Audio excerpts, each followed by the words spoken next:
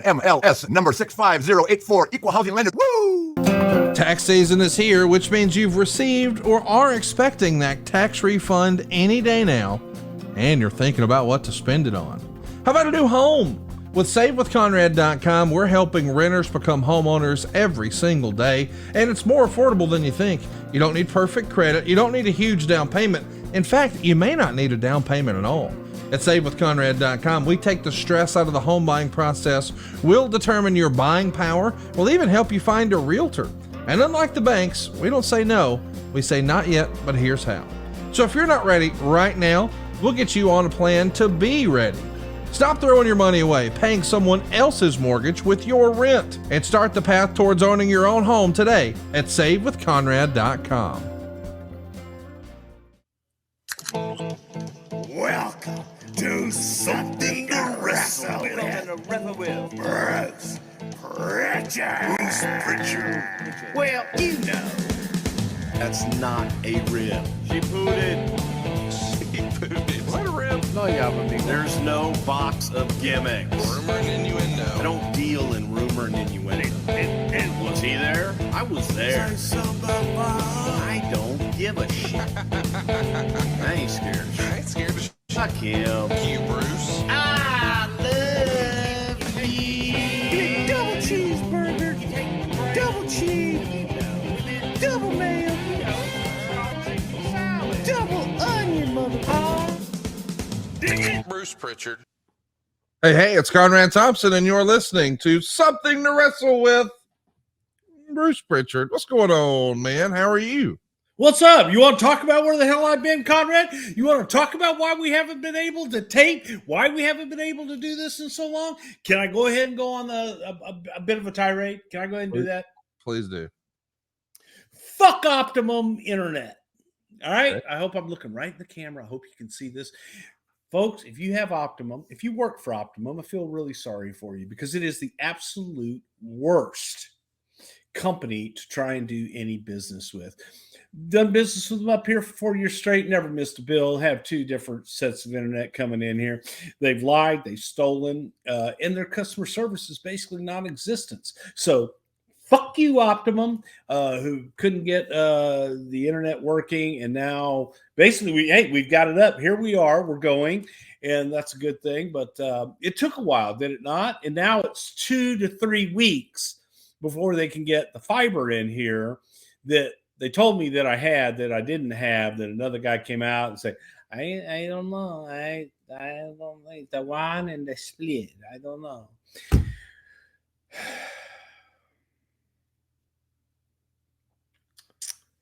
Well, thankfully, nothing interesting's been happening at the office either. You know, it's just been business as usual.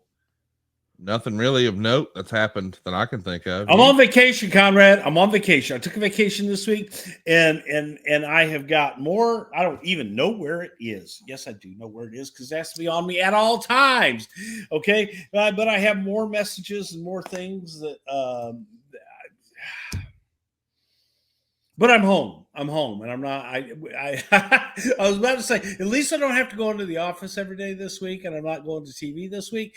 But I do have to go into the office and stuff today for a meeting. But that's okay. See, look, I got my best shirt on and everything. If I could only button this, but that'd be cool. Madison Square Garden. Hey, so since you were on vacation this week, did you think about taking a flight to Orlando? Oh, it's pretty tough to get flights out of there. That's right. Yeah, it is. To Seattle, it sure as fuck is. Try it, pal.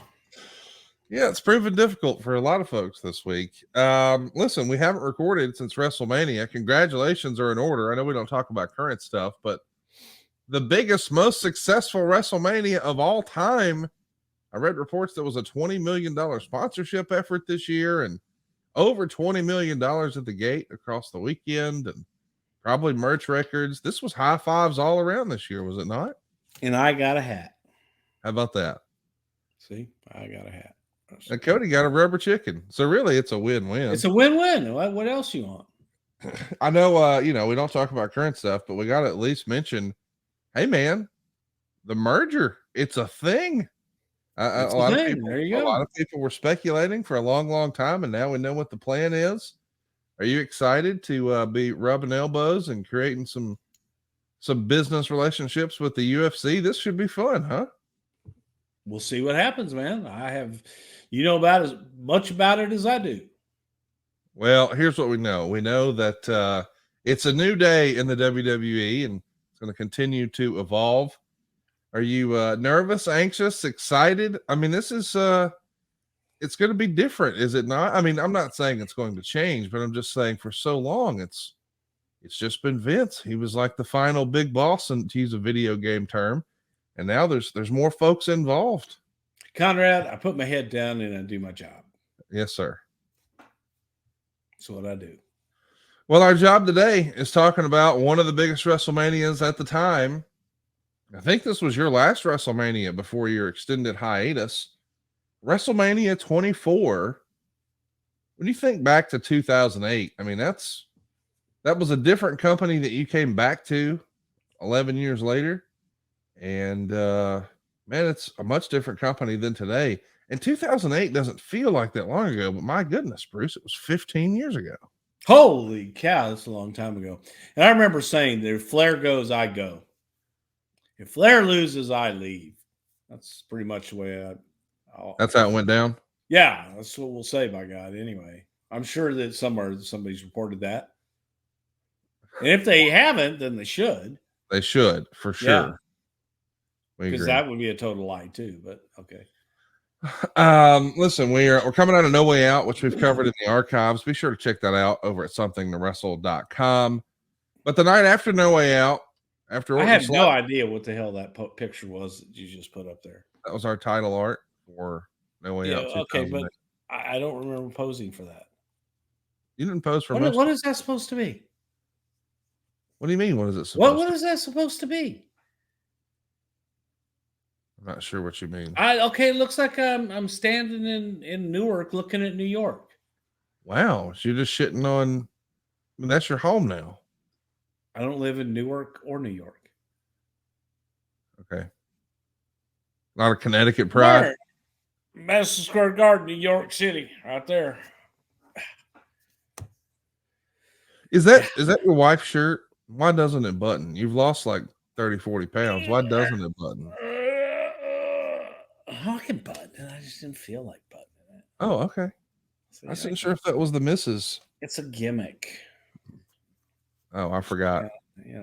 I can do it. Just so everybody can understand, you're wearing a denim shirt right now, right? Yeah. What's wrong with that? Well, I just the show.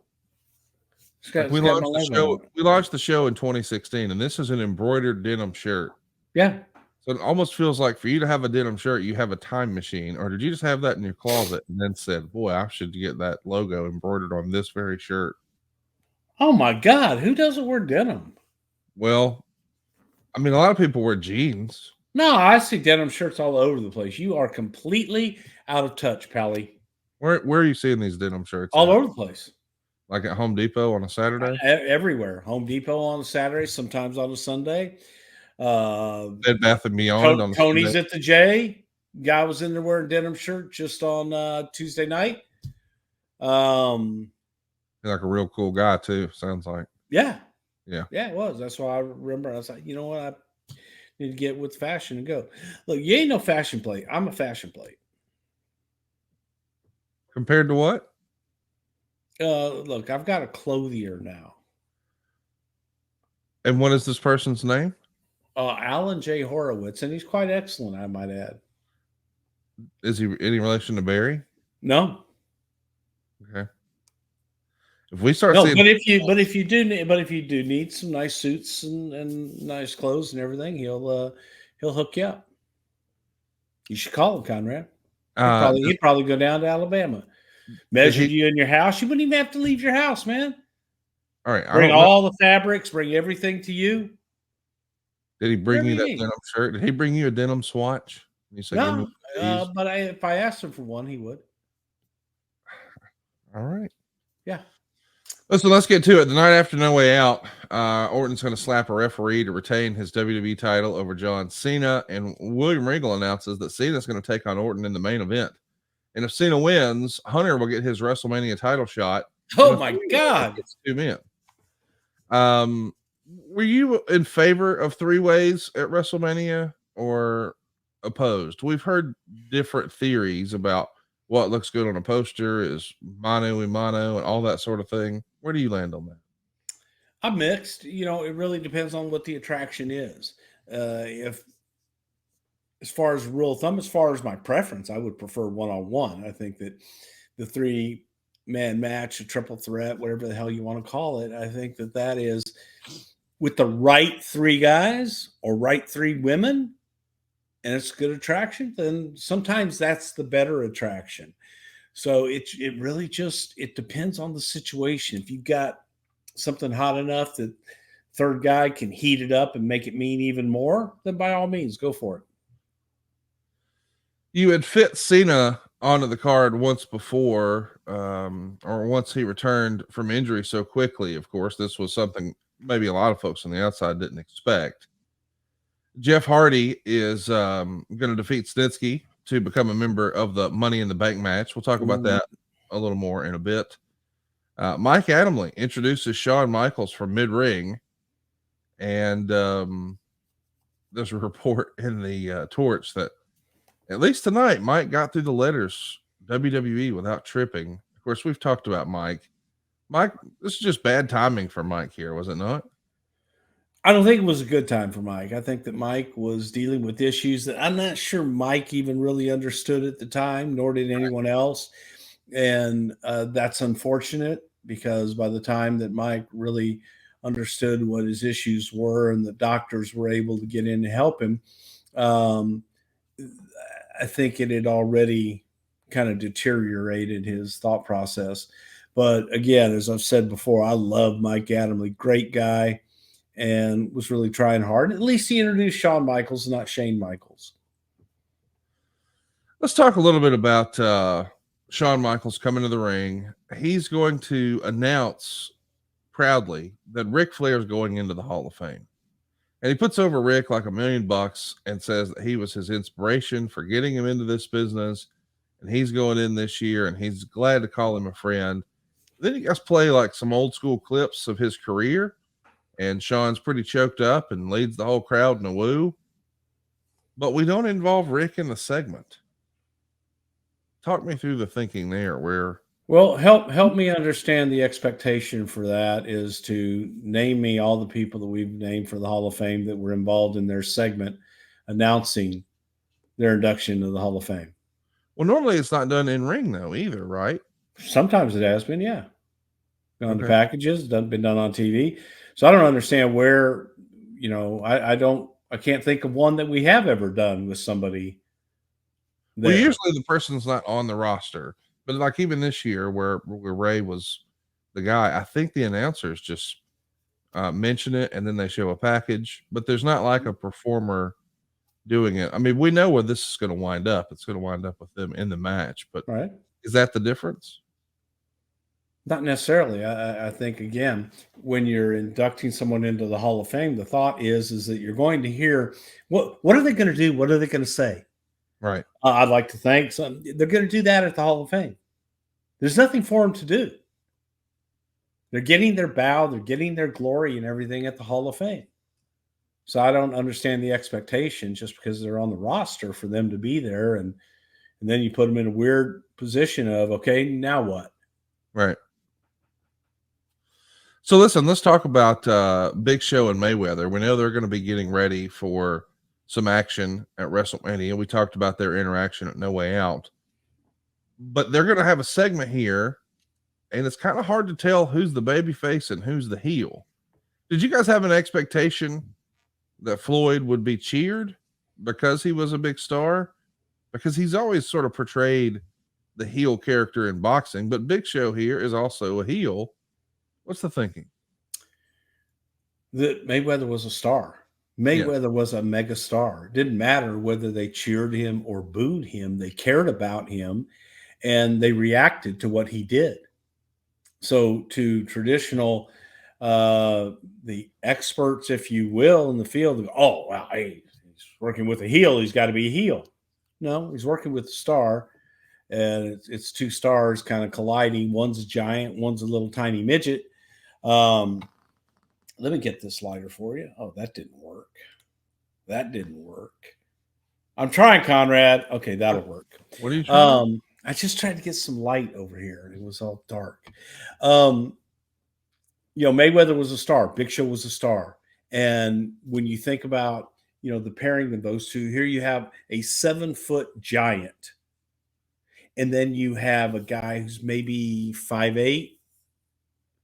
So the most famous boxer in the world at this point in time, and probably the best pure boxer that I've ever seen in my life. And then you've got a giant. So it was a great dichotomy. It's like, oh my God, here's Big Show and here's Mayweather, and they're going eyeball to belly button. Let's talk a little bit about the Vince Hornswoggle cage match that was heavily promoted. We had a few chuckles about that announcement on the No Way Out episode. The match never actually takes place. Finley's going to stop it before it gets going. JBL appears out of nowhere and starts to attack.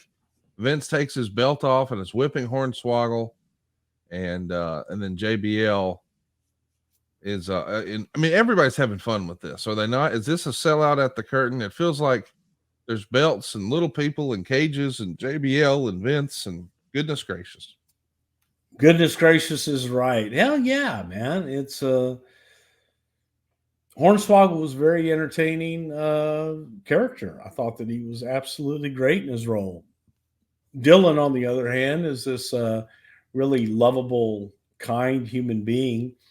But at the time, I think that Dylan rubbed some people the wrong way and would irritate them, if you will, but not in a bad way, because I think that it was more Dylan's innocence at the time. He was very young. God, man, he was like 22 or whatever the hell it was at this time. So Dylan was still very young and had some growing up to do in the business, if you will.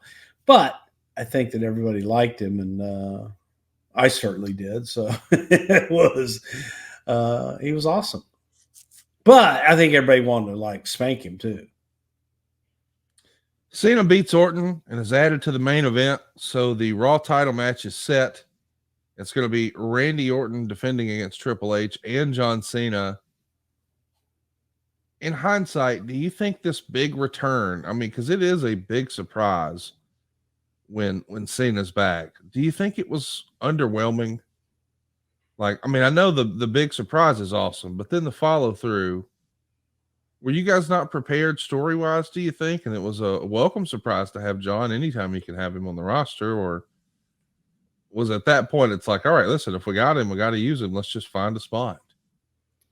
Well, yeah. And you want something that is deserving of John's star power, and that is in the main event. So it was something that Cena had history with Triple H and had a history with Orton. So it wasn't like it was a force, and having John back that early, I think if John had come back 2 weeks before WrestleMania, wouldn't have made that change. You would have just said, oh, we'll wait till after WrestleMania, maybe have him come out and do something at WrestleMania unadvertised. But now you have him early enough in the promotion that you're able to get the benefit of promoting him and advertising him. Why not? Why would you let a star like that sit on the bench? Right. No doubt. Rick's first appearance on any WWE programming after his Hall of Fame induction announcement is on ECW. In recent years, people have decided to be critical of this build for Rick's last match here with WWE. Did you think at the time having Rick on ECW was a bad call, or are you trying to do whatever you can to breathe life into that brand at that point? Yeah, I wouldn't consider it a bad call at all. If anything, it was putting Rick on there to help ECW. Right. So that's a good thing for ECW to have Ric Flair on that show and be a part of it, because it elevates it. You have Rick on there is a good thing. So I don't see how that hurts Ric Flair at all and or ECW. And as far as the build, God, man, I gotta say, I think that was one of the greatest builds to a retirement ever. it was just great. It was Rick had so many roadblocks put in front of him that he had to knock down until he finally got to Shawn Michaels, and Shawn was the one that finally had to do it. I thought it was a great story, and it was an emotional story that the audience was. If you didn't root for Rick before, you did now, because the deck was stacked so much against him. So as far as the build, I thought the build was absolutely excellent. Edge Undertaker is the other story, and it's heavily including that Edge is not just wanting to defeat him at WrestleMania and retain his title, but he really wants to end the Undertaker streak. And Undertaker has said in more recent interviews that in this era, there was a lot of talk of Edge and the finish here. The idea being that perhaps Edge was supposed to be the guy who beat the streak, but Edge refused. Is that the way you remember hearing that story? No. Okay. I know there was talk of Edge winning, yes. Yeah. Every year that we would come up against the strength, every year we would come against the streak. The question would be, is this the year? Do we have somebody that is worthy of ending the streak of the Undertaker? And I think Edge was worthy of ending the streak. But at the same time, I don't think that it was the right time for the streak to end. So while, yes, it was certainly discussed, I don't think that anybody ever got to the point of, hey, this is really an option on the table. Because once it was discussed and the pros and cons laid out, I think that the pros of not ending the streak outweighed the cons of ending the streak heavily. Let's talk a little bit about SmackDown for a moment. The card feels as if, the roster feels as if, well, we're having some trouble there.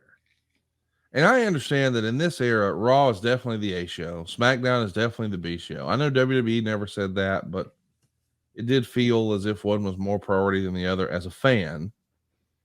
And this show, fresh off of No Way Out, we've got Jimmy Wayne Yang losing to Shelton Benjamin, Jesse and Festus over Deuce and Domino, Big Daddy V over Shannon Moore, Batista pinning MVP. I mean, certainly MVP is a big star and still doing his thing today. And Batista was a huge star in this era, but the rest of this card feels like maybe we're lacking some star power. Did you think at times Raw got a little top heavy compared to SmackDown? I think it depends on your perspective. And looking at SmackDown, and at the time, was it full of stars? Nope, certainly wasn't.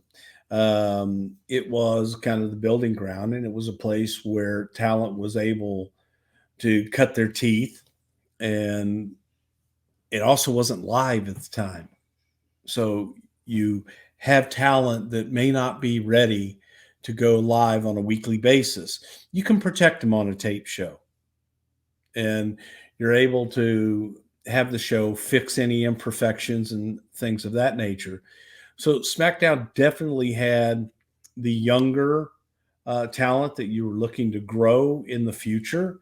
That was one aspect of it. And sometimes, man, not every show is going to be an A+ show. This same show, by the way, features Chuck Palumbo beating a young cat named Matt Jackson. How about that? The bigger story is that Rey Mysterio has a torn bicep. He guts through the match against Edge at No Way Out, and then wrestles a 9-minute match with Chavo Guerrero, getting the win, mind you, before Vicky calls out Big Show to attack Rey. This is a good angle, to really show that Big Show is just an absolute monster. And with all the twisting and squeezing of the arm and the choke slam, the announcers are even going to lay out and just go totally silent. And Big Show's just going to stare at the camera as the show ends. And it's a pretty good angle to send Ray away and explain this injury. And man, we're putting a lot of heat on the Big Show. This is classic wrestling 101 stuff here, is it not? Yeah, it's good stuff. Little man, big man.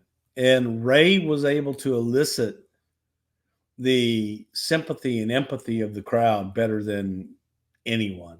And you go back in history and you look at every masked wrestler ever, everyone to ever wear a mask. And I defy you to find one that can show the emotion in their face wearing a mask like Rey Mysterio does. Right. And I just, there's not even one that comes close.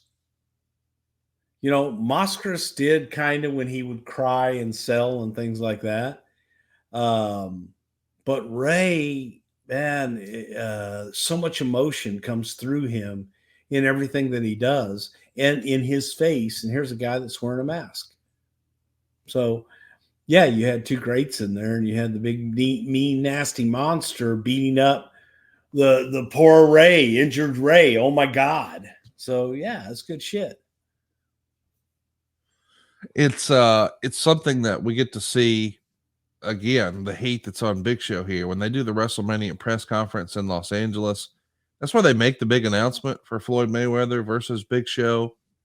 Fans in attendance are actually going to start chanting De La Hoya at Mayweather. Of course, they famously tore it up and had a huge pay-per-view back in 2007. But man, the idea was we're trying to make all the fans hate Big Show because of what he did to Ray. We've essentially got heel versus heel.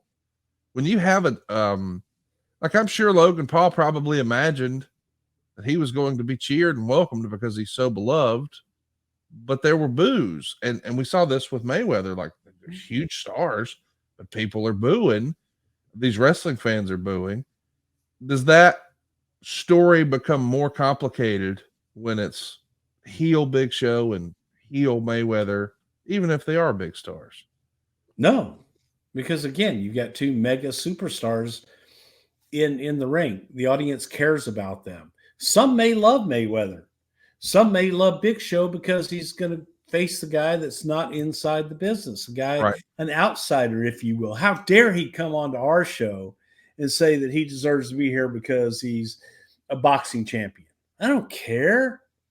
So there was a feeling, and there was feeling for both guys in this.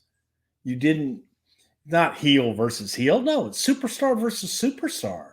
Right. And it's getting Big Show and WWE out in other arenas that they wouldn't normally be to publicize WrestleMania.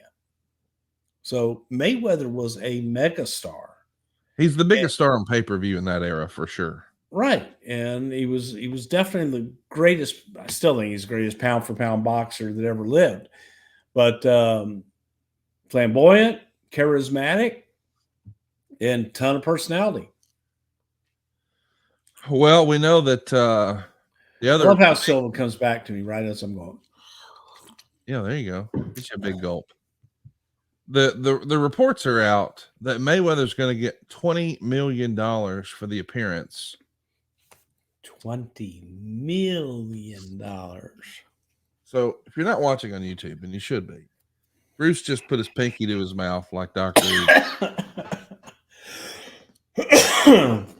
Yeah, I did. The 20 million was maybe a gimmick number, maybe, possibly, perhaps. What do you mean? Monopoly money, maybe. I mean, come on, he ain't really making $20 million for this. Goodness gracious! But that is his gimmick. Floyd, he's Floyd Mayweather, man. He was Floyd Money Mayweather. That's damn right. The money team, dog. There you go. TMT. But as silly as some of this is, it gets a ton of mainstream press. Around the same time, the SmackDown TV deal starts to get some press as well. It's reported that it's down to My Network TV and the WGN Superstation. Of course, we know it's won by My Network TV. Do you think WWE on WGN could have ever worked? I mean, it could have, but WGN did not at that time. In comparison to my network, WGN didn't have the distribution, didn't have the exposure on all cable networks. Back in the day, when you had WTBS and then you had PIX in New York and then you had WGN in Chicago, they were super stations, and every cable network had them on their cable network. I certainly don't have them up here. I didn't have it in Texas, but of course I have Optimum up here. They absolutely suck. Um, they're bad people and a horrible business and the worst customer service on God's green earth. But do you have WGN on your cable network? I'm not sure. I mean, I definitely have in my lifetime. I mean, I Yeah, remember watching probably a couple. when you were younger, right? I definitely did. Yeah. Yeah, but it's kind of been phased out. So WGN doesn't have the kind of distribution and wasn't something that everybody had access to. My network, it was in every major market, so that was more attractive than WGN at the time because it was just limited access.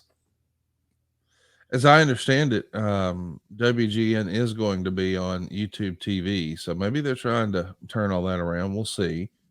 John Cena. Hey, and that's the funny thing when you talk about, people would say, "Oh man, you're on YouTube or whatever." YouTube's available. Everybody that has one of these has YouTube, Right. and so that's, it's viable. I don't think it was as viable then because you certainly didn't have live capabilities on YouTube back in the day, and it really wasn't a thing in 2008 where television programs were actually going to. I don't even know if Hulu was there yet, but streaming, it still wasn't there. It was overseas. God, it definitely was in Asian markets, because when you were looking to penetrate China, the the only way to do it was to do it by streaming, because they just didn't have traditional television as we know it.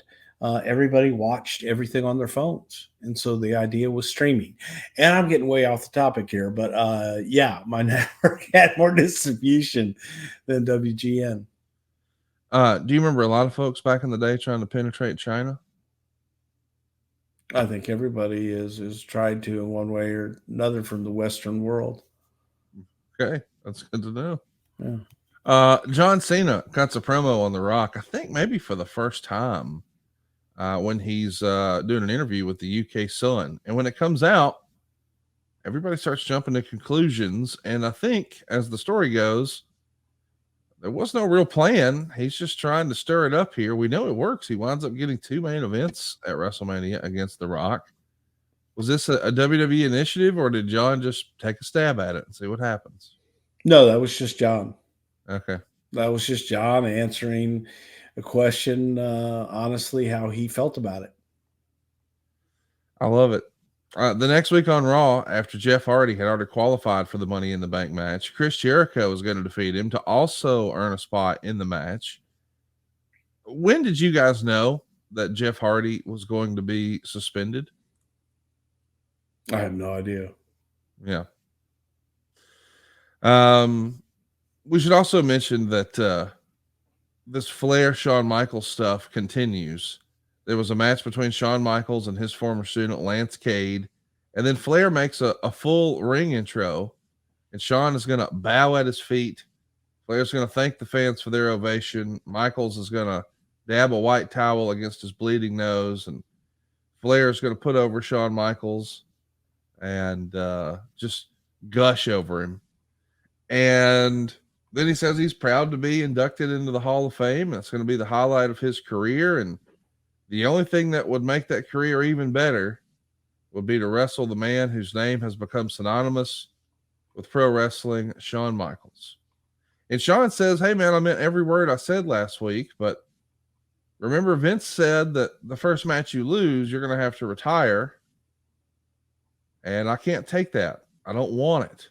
Meaning he doesn't want to end his hero's career. And Flair says, in my career, if I wrestle you, is that a given?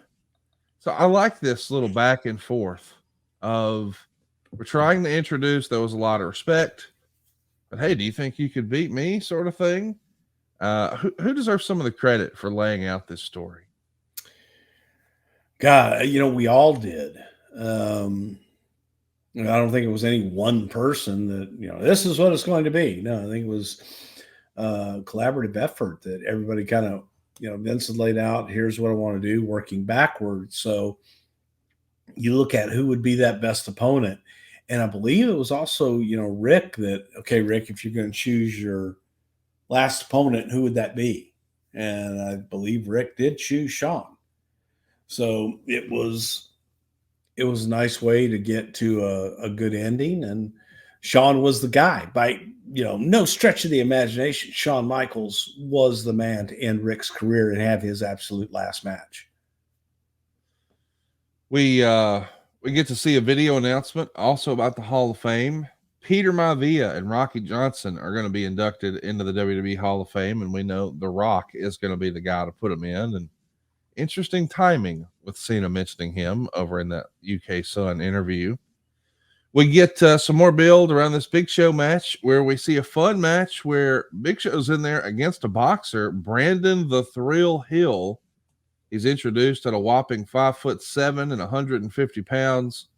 And JR is going to remind everybody that Mayweather is 5'8" and 147, but he's also 39-0 with 25 knockouts. Of course, Big Show dispenses of him pretty quickly. I like that as the build. Just show the size disparity and have Big Show destroy him. This is like old school wrestling, and I'm for it.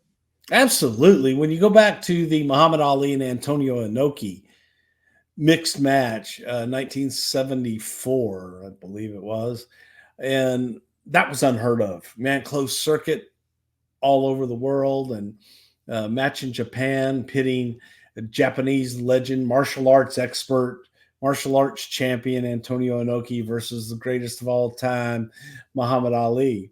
And on the build to that, you had Ali work with wrestlers. And Ali would just, jab and jab and jab and bust open the wrestlers and everything and knock them out. On the other hand, Inoki was working with mixed martial artists and boxers as well. But to explain that and to show that to fans here, you had guys like Gorilla Monsoon take Ali, and pick Ali up and put him in an airplane spin where there's nothing Ali could do. And that was the story. Now, if the boxer gets off of his feet, what's he going to do?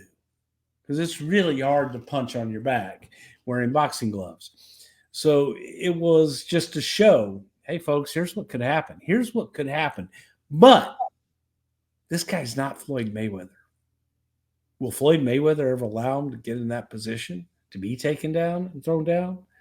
So a lot of storytelling trying to explain the what ifs of this match. The promo back and forth after this exhibition, if you will, where Big Show's saying, you better save that $20 million because that's the last money you'll ever make. Mayweather's going to clap back. I broke your nose last time. I'll break your jaw next time. WrestleMania is money Mayweather all the way and blah, blah, blah. It comes across flat. The crowd's not really with it. And when you guys show replays of it on the ECW show, the replays are heavily edited. I mean, Mayweather was just a 10 out of 10 trash talker in his countdown series on HBO against Oscar De La Hoya that set all those pay-per-view records.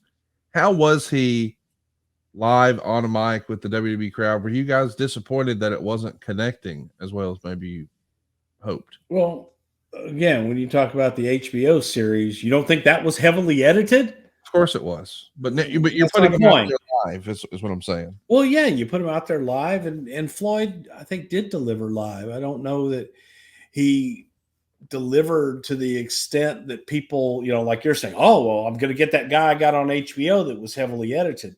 No, you're not. You're going to get Floyd Mayweather, who I thought did handle himself very well and a lot better than anybody a lot of times put in that position.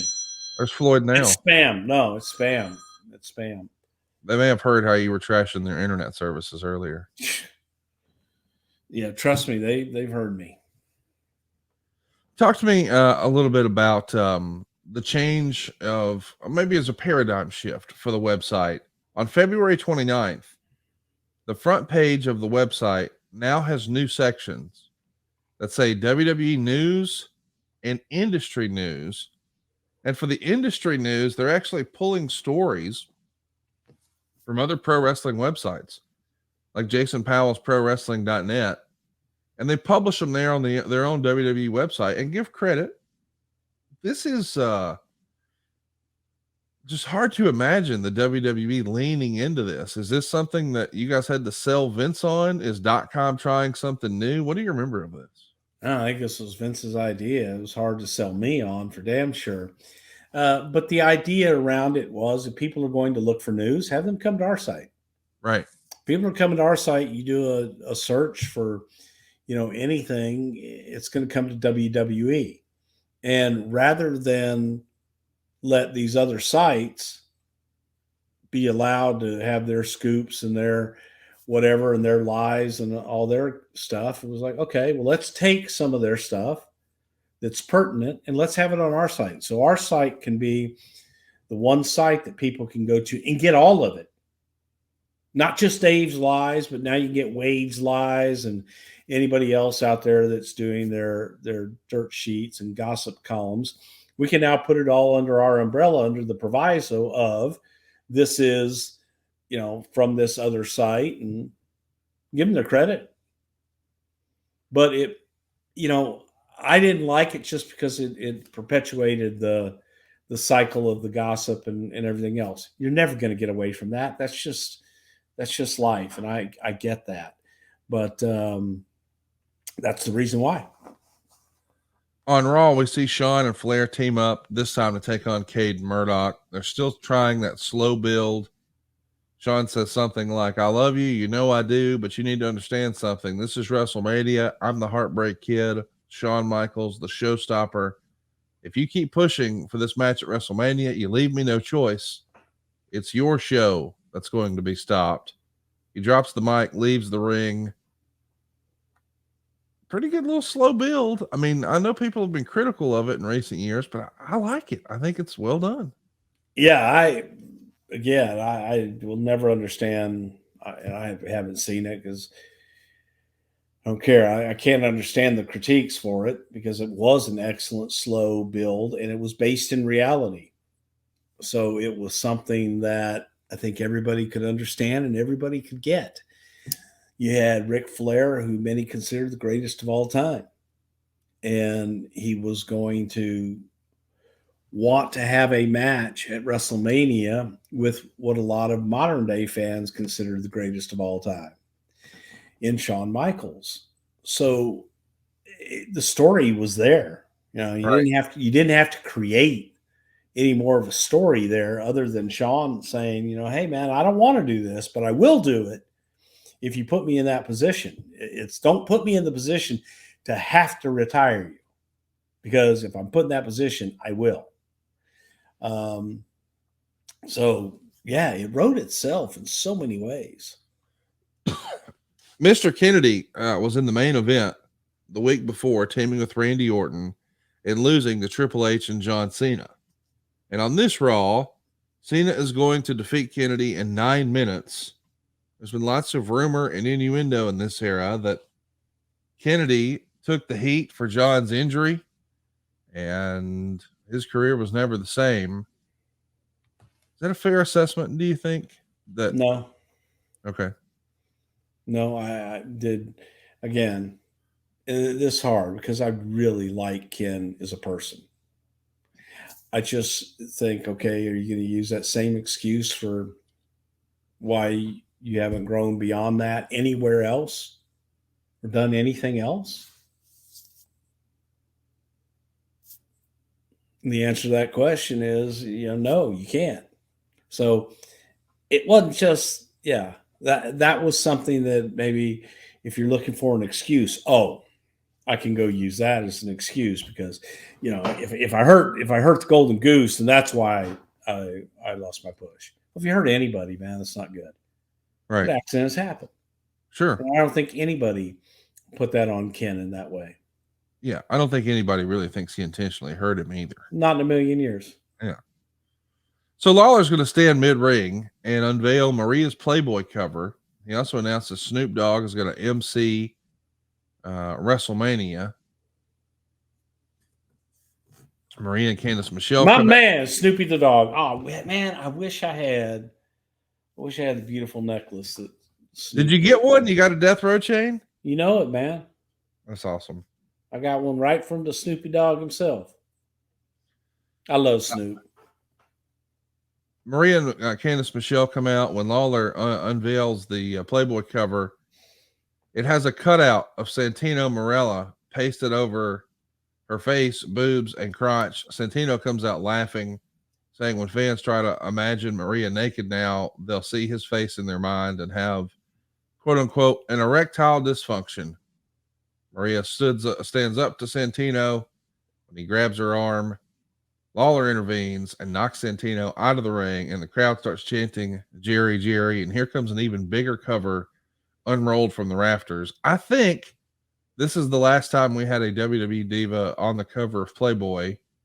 And I think we're transitioning into a more PG era. Is that the reason we ended the Playboy relationship, or was there more to it than that? No, I think it was because of the PG era, but I also feel that it had its run. Yeah. And I think that there was, without a doubt, there could have been some female talent that would have done very well in Playboy, but I think that it had its run. Playboy was not nearly as big of a deal as it once was either. I mean, their distribution had to be falling year over year. Yes, that's definitely true too.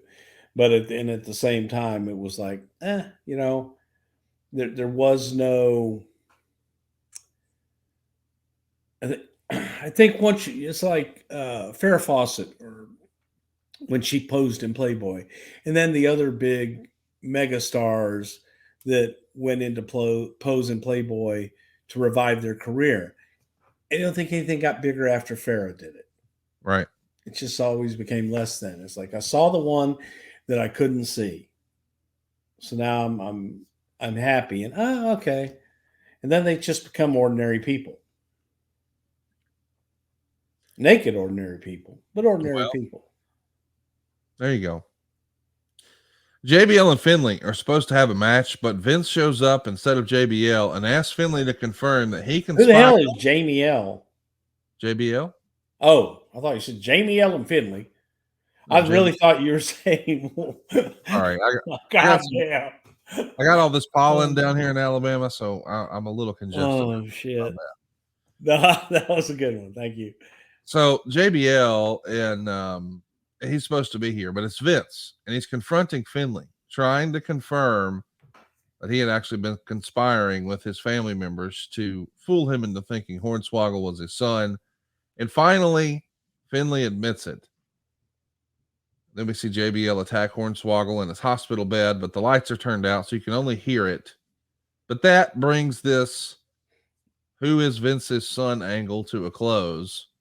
It went just a little over a month, and maybe one of the silliest stories in WWE history. Didn't work. Yeah.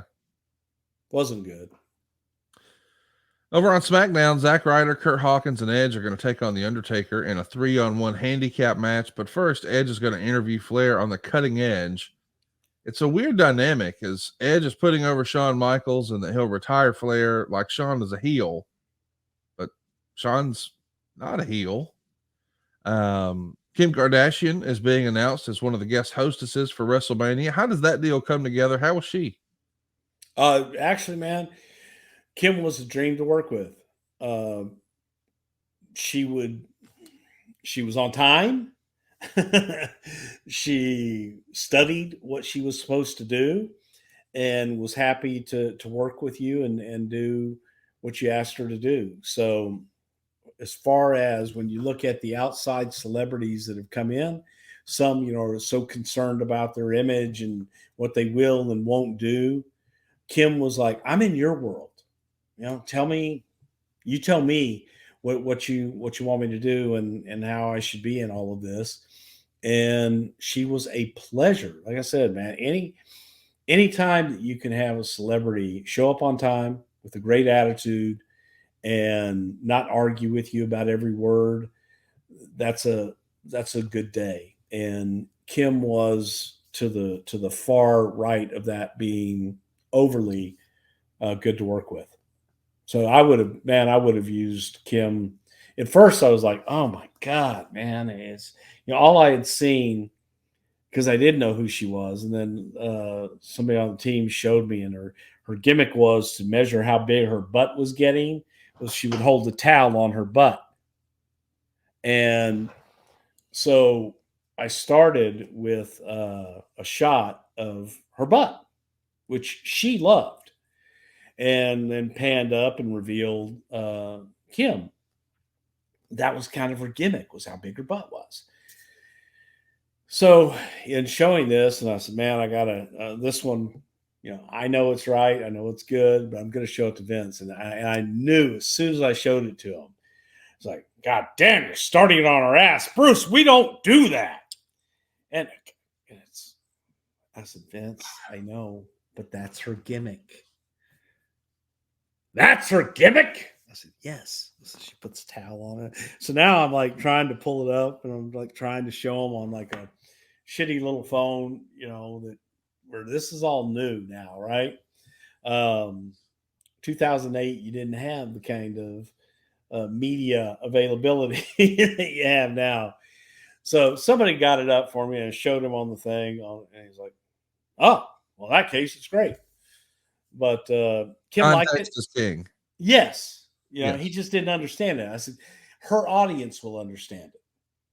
And we brought her in for her audience. So if our audience doesn't understand it, then maybe they'll investigate and get it. But again, I can't say enough nice things about Kim Kardashian, because she was a dream. She sat there like in case we needed her for anything else. And she even said that, she did most of her stuff pre-tape. She goes, if you guys need me for anything else, I'll be right here.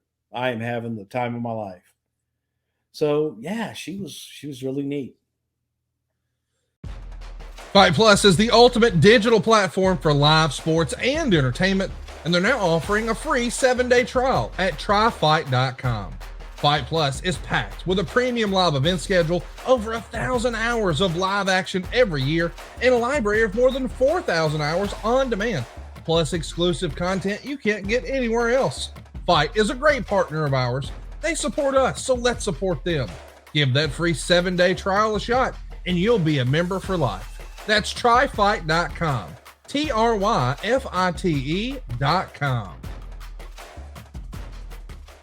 We would see Edge and Zack Ryder team up with Kurt Hawkins, and they actually beat The Undertaker. And in the end, Taker's going to start fending off these attacks and go for a submission on Edge. Ryder and Hawkins make the save. Taker's going to choke slam both of them at once, and that's when Edge surprises Taker with a spear and scores the pin. Personally, this has to be quite the thrill for Ryder and Myers in this era, no? Yeah, the Edgeheads. Yeah. Edgehead 1 and Edgehead 2. They were, I believe they were in Deep South at the time. I could be wrong on that, but they were in our developmental, and Edge brought them in and said, look at these guys, and dressed them up just like him. I was like, oh my God. Edge was a little taller, but in dressed up just like him, you really couldn't tell the difference at times. So Fantastic. Really happy for them. Both really great guys, and embraced the gimmick and emerged themselves into the gimmick. There's lots of plans that probably get derailed when you guys have to announce officially that Jeff Hardy is suspended. It's going to be a 60-day suspension for violating the wellness policy. It's reported that Jeff sat down with Vince and Johnny Ace at Raw in Milwaukee, and there was a discussion that Jeff would go out, lose the IC title to Chris Jericho, and then be removed from Money in the Bank. This is an era where Jeff is getting hotter and hotter. It feels like it's felt like at this point, maybe for 5 or 6 years, he was ready to level up. But every now and again, this sort of thing pops up. And there was a rumor that in this era, it was his plan, or he was the at least guy planned to win the Money in the Bank. And that means you're at least going to be in line for maybe a pay-per-view shot against the champ. How far were you guys going to go with Jeff before this reared its ugly head again? Well, again, there were talks of going all the way with Jeff. I was always a big fan of Jeff Hardy, and it's just unfortunate when outside forces, if you will, rear their ugly head, and you can't go through with things. This was, one of many, unfortunately for Jeff, in which his demons got the better of him. So it sucked. It really and truly did, because from the personal perspective, first and foremost, you felt bad for Jeff, because a nicer guy would be hard to find, and a talented guy would be hard to find. So Jeff had it all, and Jeff had the charisma. But as a human being, deep down, I don't think there's a bad bone in Jeff Hardy's body. I really don't. But man, when those demons grabbed a hold of him, I just don't know that he knew how to control it. And that's a sad place to be. And it was a very difficult blow for the company and for Jeff. This Raw is going to be a 3-hour special. This is before it became the new norm.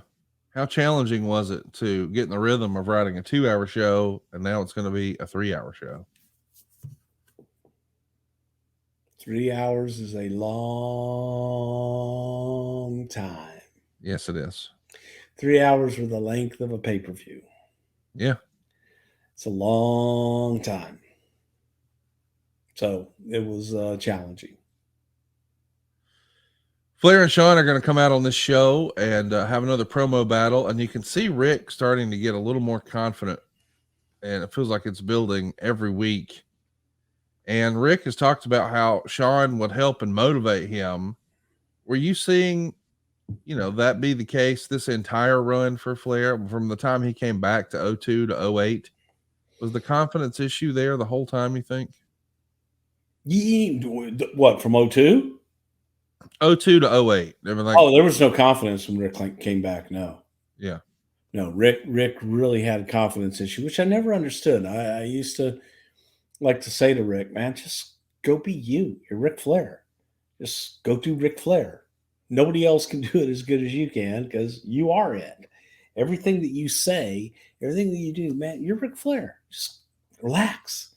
And I think that whatever had transpired with Rick, WCW was in his psyche so much that he didn't have the confidence. I think by 2005, I think Rick got it. Right. And I think that from 2005 to 2008, man, Rick had that swagger back, and Rick had the confidence. Did he have the confidence, of a 1992 Rick? No.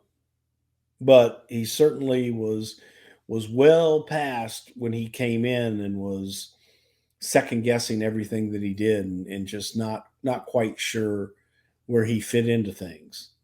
And the reality of the situation is that, Rick fit into everything. Right. There's everybody else that needed to fit in around Rick. So it just took a long time for him to get that. I think that you look at Rick's entire career was to make other people look good.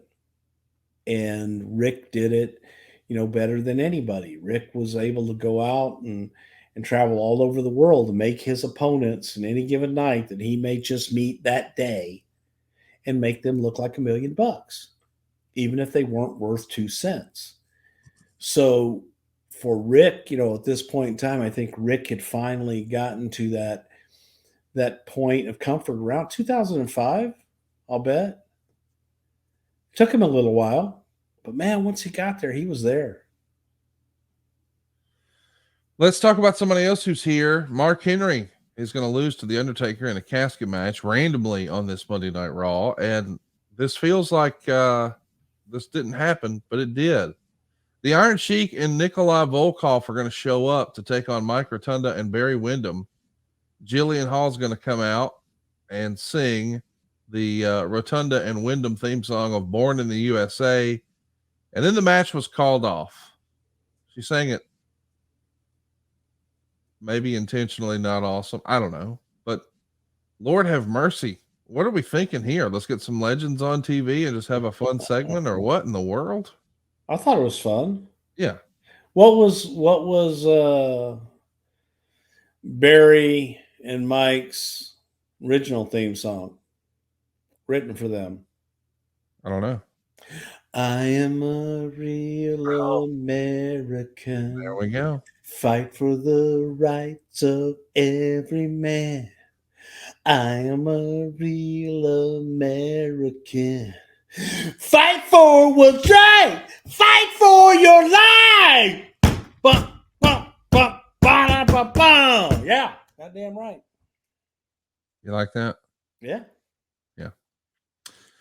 There's a weigh-in that goes down on this show between Big Show and Think we Floyd. would know that song if they had kept it? No. Okay. A pretty comical weigh-in here. Of course, Big Show's going to launch Mayweather out of the ring into a group of people who catch him. I'm sure everyone in boxing held their breath when that happened. Like, oh God, don't hurt his arm or hand. Was Mayweather or his people hesitant to let him do anything? It feels like you guys were up for anything with him. Mayweather was willing to do any and everything. Yeah. I mean, the guy, and I think that when you go back and you look at the template, guys like Lawrence Taylor, tremendous athlete. Lawrence worked his ass off for the match with Bam Bam Bigelow. LT came and trained every day in Stanford. Studied, trained, did everything that he could possibly do to make that match what it was. Fast forward, we had other celebrities, some good, some bad. Mayweather, when you look at that template, I think that Mayweather kind of upped the ante as far as his training, how long he trained, how hard he trained, and his willingness to be a part of everything that we did and make it the best that it could be. So Floyd he was friggin' magical. Standing next to him and watching him just shadow box and the pop that he would make just in air. Okay. It's like bam, bam, bam. And you would hear the pop, pop, pop. It was unlike anything I'd ever seen that close and feel it. You could feel the air when he's shadow boxing right next to you. Moving around. You mean? Oh my God. No, I mean, well, he would just stand there and just throw punches. And it's like, oh my God. Speed, like you could not believe. Amazing. Vince is going to be announced as receiving a Hollywood Walk of Fame star. This is kind of a cool deal. Not something that a lot of folks in wrestling are probably going to have, but was this something that he got a kick out of, or just another day at the office? I think Vince got a kick out of it. Yeah. I don't think he would ever admit that. Yeah. But I think that Vince got a kick out of it and was happy to do it. But he's also kind of one of those guys, I don't need that shit. But I think that one was kind of a cool deal. And he was happy to get it. Let's talk about the SmackDown show. We got Shawn and Rick teaming up here to take on Edge, Chavo, and the Edge Heads in a 4-on-2 handicap cage match.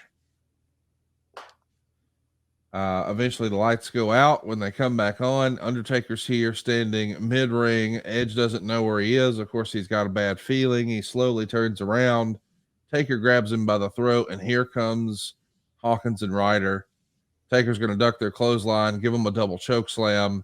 Meanwhile, Edge is trying to escape the cage. Taker grabs him. Chavo grabs Taker. Taker throws Chavo into the side of the cage, gives him a tombstone. Edge reaches the top of the cage and drops down, and he wins the match. But still, 4-on-2 in a handicap cage match? What in the world? Okay, so let me see. Edge, Chavo, And the Edge heads. and the Edges. Yeah, they needed a few more.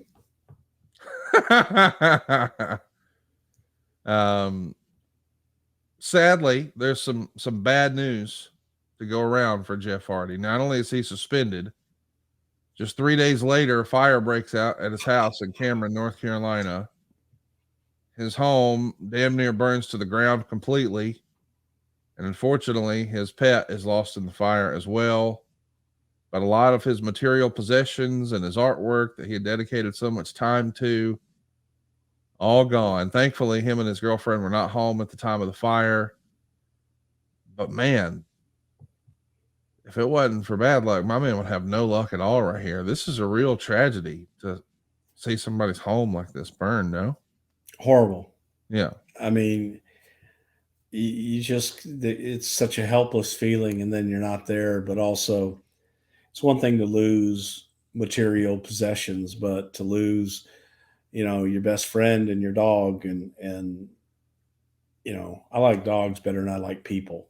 Right. So that was devastating to me. And I remember calling Jeff and just,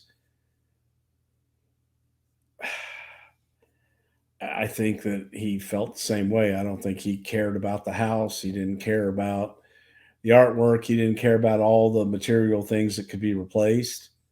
He lost his best friend. Right. And that tore him up. And it's, yeah. Can't get any worse than that in my book. Awful stuff, man.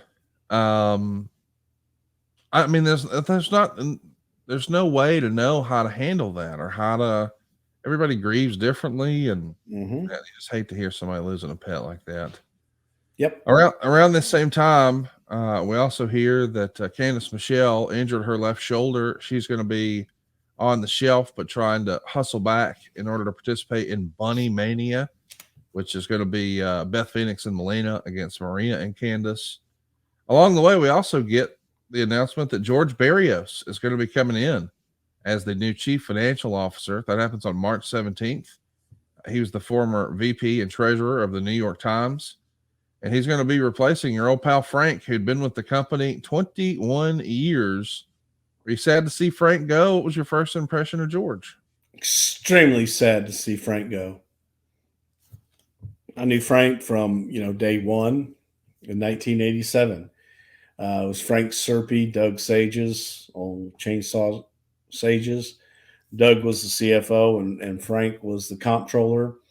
And then Benny Morales, who handled payroll, who was the most popular guy. Every Friday when Benny would come around and hand the checks out to everybody. And whenever he would be on the floor, I would start singing, Benny in the checks. Benny, Benny in the checks. The Get checks. very excited.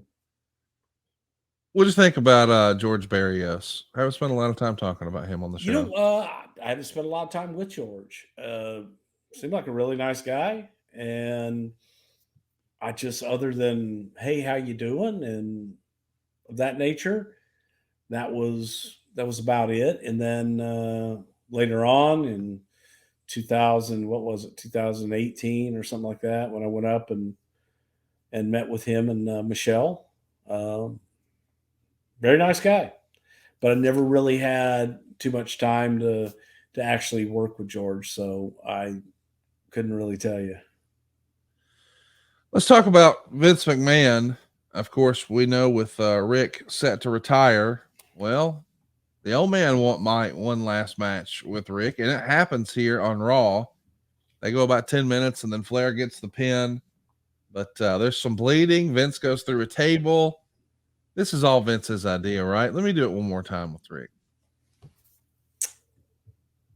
I think if anybody's going to put Rick down, it's kind of like, if I've got to shoot old Yeller behind the barn, then let it be me. Yeah, it's logical. It's like, so far nobody has been able to put this old dog down and old Yeller, and so Vince's like, well, I'll do it. So yeah, one more time, Vince and Rick. Kim Kardashian's going to be here and talk about being the guest host for WrestleMania 24. And then Big Dick Johnson shows up and dances for her. And she says he's not allowed at WrestleMania. Whatever became of old Big Dick Johnson? I think he's in Arizona somewhere. No, he may be in LA. You a fan of Big Dick Johnson? I've always gotten along with Chris. Chris is a nice guy. I mean the character. I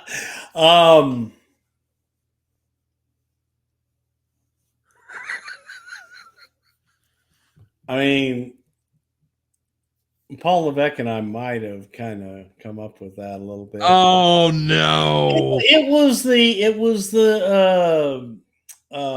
God, what was his name? I'm going blank now. Farrell. Come on, Chris Party Farrell? Boy.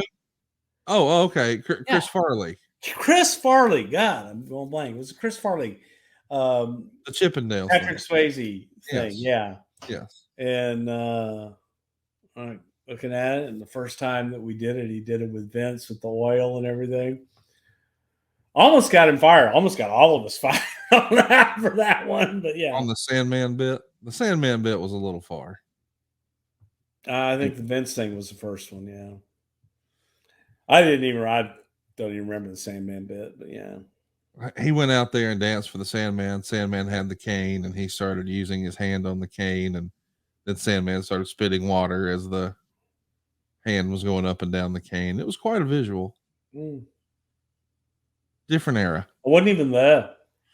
The main event that night is going to be booked by Triple H on screen. He's the character here now. It's John Cena and Randy Orton taking on the entire Monday Night roster. That's right. 17 wrestlers are here. It's John and Randy versus 17 folks. Like, production-wise, this has got to be a freaking nightmare, is it not? Why? I don't know. Just 17 on 2? Yeah. That's the guy go for the same thing on the cage match. Maybe they needed a few more on that side. Well, listen. My God. My God. As you might imagine, Cena and Orton defeat 17 dudes. Well, yes. And then Hunter comes out, hits a pedigree on both. Yeah. As well. Hunter must pose. Yeah. I hope he stacked him and pinned him. It's amazing. The main event of SmackDown is Taker beating Chavo, but the real story is what happens after the match. That's when Edge and the Edgeheads jump in the ring and attack Taker. He's fending them all off, and then Edge spears Taker and makes a scary face and swings the chair and nails Taker in the head. Taker's protecting himself a little bit, but boy, it's still a huge thud. Edge then places Taker's head on a chair, flat on the mat. He's standing over Taker with another chair and yells something about ending the streak. It's over this year, and bam. Some really good heat here. We're turning the volume up on the feud after some silliness. Now we're showing this mean streak of Edge. This was probably necessary, huh? Yeah, I think so. From a standpoint of making it even more personal and having, both the Edgeheads 1 and 2 there, I think kind of help in people looking at them as if they were a comedy duo. I didn't really get that. Yes, they were. I think just by the way they looked like Edge, it was maybe a feeling of comedy, but it also posed a threat and a serious threat. So you wanted to feel that. You wanted to feel that this is possible that Taker could get beat at WrestleMania.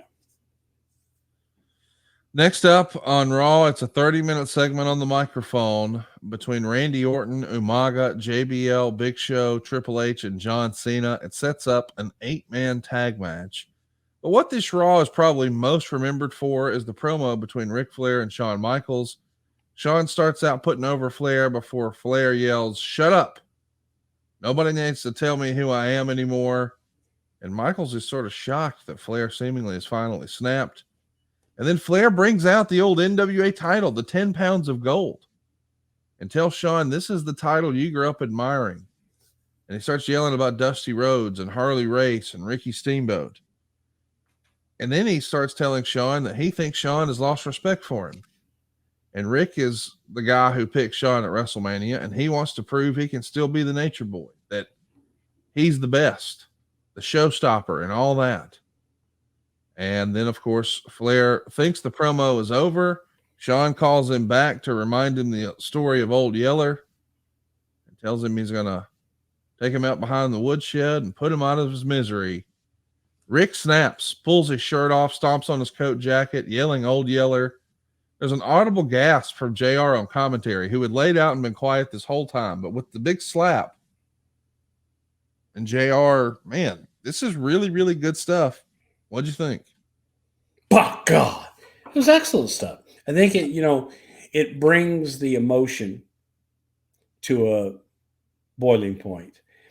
And you now know how much that this means to Rick, that Rick has something left to prove, that Rick is not ready to go out, and that if he's going to go out, he's going to go out by the best gunslinger in town.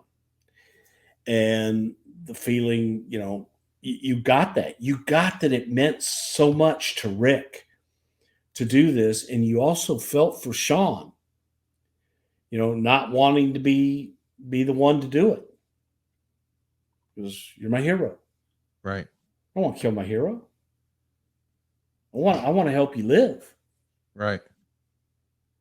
But if it's you or me, and you're making me make this choice, do what I have to do. In the main event, Rick is going to take on Randy Orton, the champ. Of course, it's not a title match, but Rick gets the win right in the middle of the ring with a figure 4.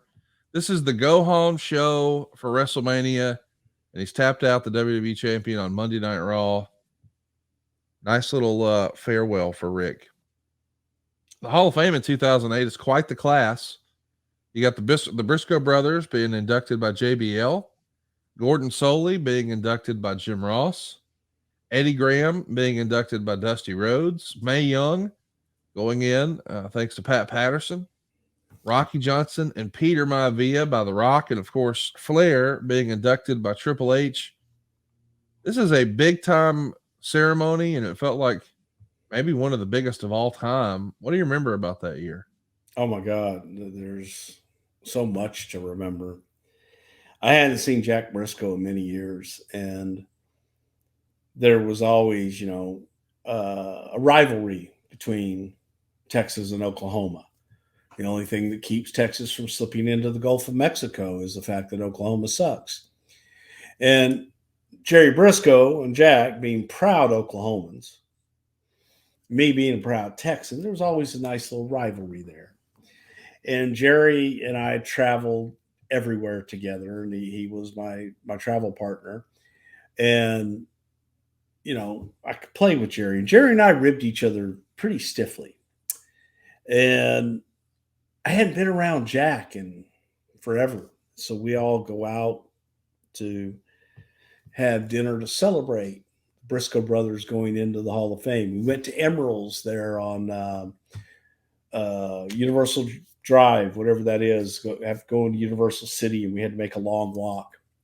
Well, Jack's knees were not good, and Jack was having a hard time getting around walking because of his knees. And he was so proud that he insisted.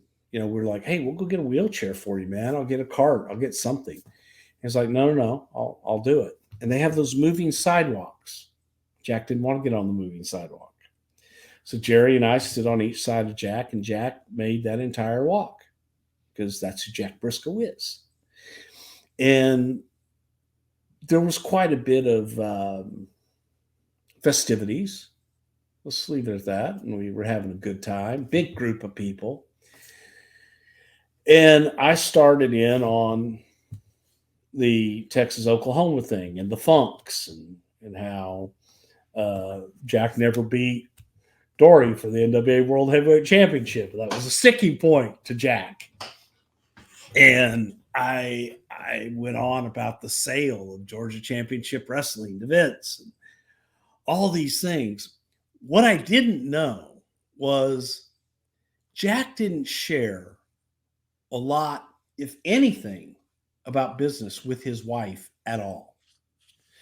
Jack was very, very adamant, man. He had family and he had business. If business ever interfered with family, screw the business. Jack was all about family. And he kept his business completely separate. So she knew who Jack Briscoe was, obviously. She knew how great and revered Jack Briscoe was, deservedly so. But she had never, ever heard anyone speak to her husband the way that I did.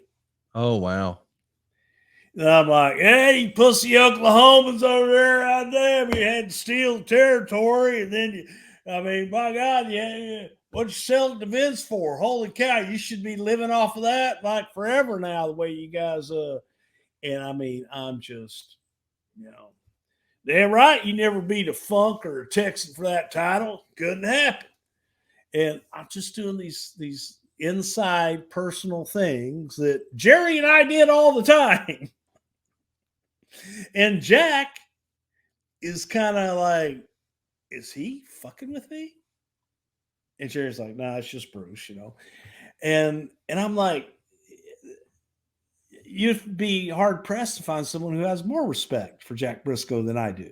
Yeah, but it's just how you communicate. But that's how I communicate. And it was a fun, reminiscing time of just, man, we're all having a blast here. We're all having fun.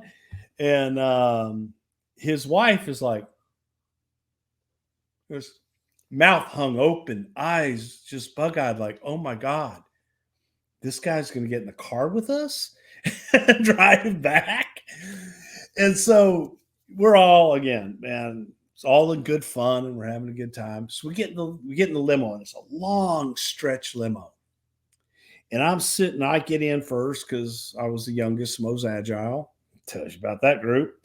And I get all the way down to the end. And I'm sitting down there and everybody else files in. And Jack and Jerry are sitting in the two seats right by the doors. So we get back to the hotel. Everybody's getting out of the limo. And I'm waiting for everybody to get out of the limo because I'm all the way down and I'm going to make one crawl and dart out the door. And everybody's getting out, and they're getting out around Jack and Jerry. And I'm sitting down at the end, and Jack and Jerry are still sitting in the limo. And I'm like, go ahead, guys. Age before beauty. And they shut the doors of the limo. And Jack looks at me and goes, you got something to say to me, Texas pussy? Oh, wow. And I'm like, congratulations on the Hall of Fame. He says, Jerry, what do they call that handle on Oklahoma? Oh yeah, that's where you flush all the shit out into Texas. Oh boy. So now we're going back and forth with insults. And Jerry starts moving his way down towards me. And I'm like, okay, calm down. Because Jerry will stretch me. Now here's a man in Jack. Because I'm thinking, man, it took him like 40 minutes to walk to Emerald's. Right. I stayed with him step by step, make sure he was okay.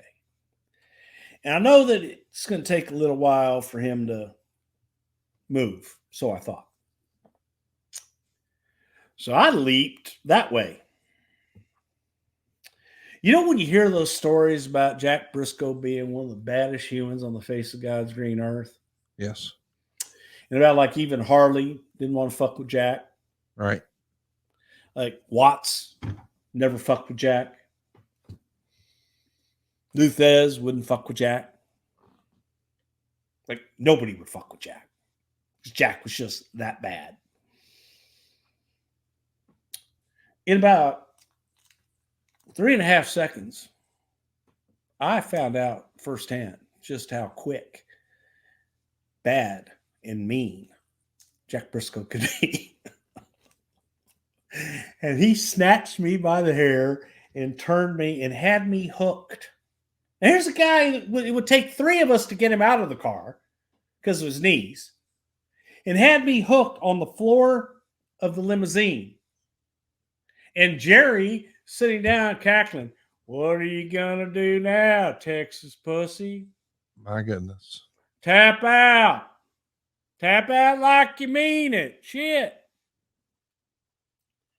And I'm like, "Yes, sir, Mr. Briscoe. Yes, sir, Mr. Briscoe."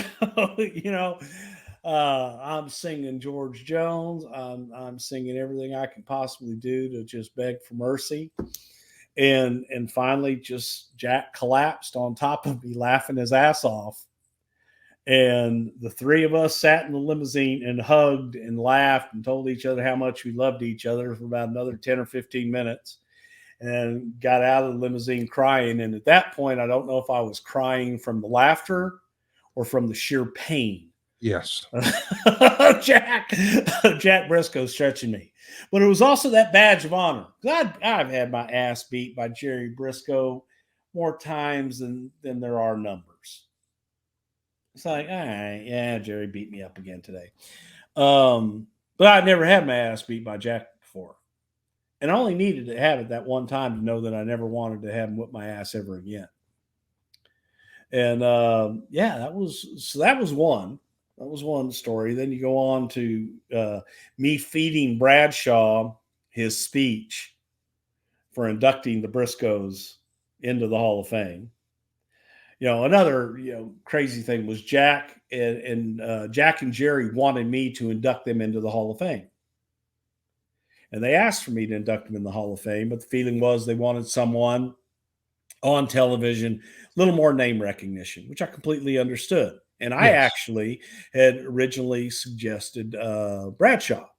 Right. And somebody suggested they wanted the Hardy brothers to induct them because they were brothers and they were, like the Briscoes. But there's just no connection there. And then Jeff had his unfortunate situation, and Bradshaw was back in. So I'm basically writing John's speech for him and feeding him all these one-liners on the Briscoes. So that was an awful lot of fun. Rock, there was a lot of turmoil with Rock that night, just in general. How so? I think just with his family, there was a lot of family drama going on at the time, and Rock was flying in trying to get there in a decent hour and busting his ass to get there and stuff. And I think that he was doing us a huge favor by coming in and doing this. And when I say he's doing us a huge favor, it was great to have him. I think he would have walked over hot coals and swam there if he had to induct his grandfather and his father. Right. So that wasn't, we were just happy to have him. And, it's The Rock. And I think he felt, a little bit sometimes rushed, and people,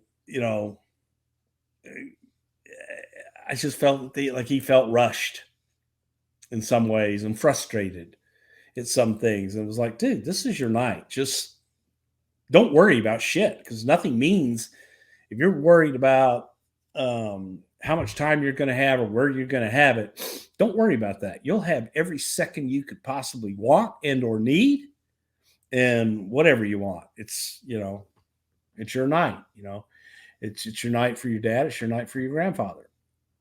Enjoy it.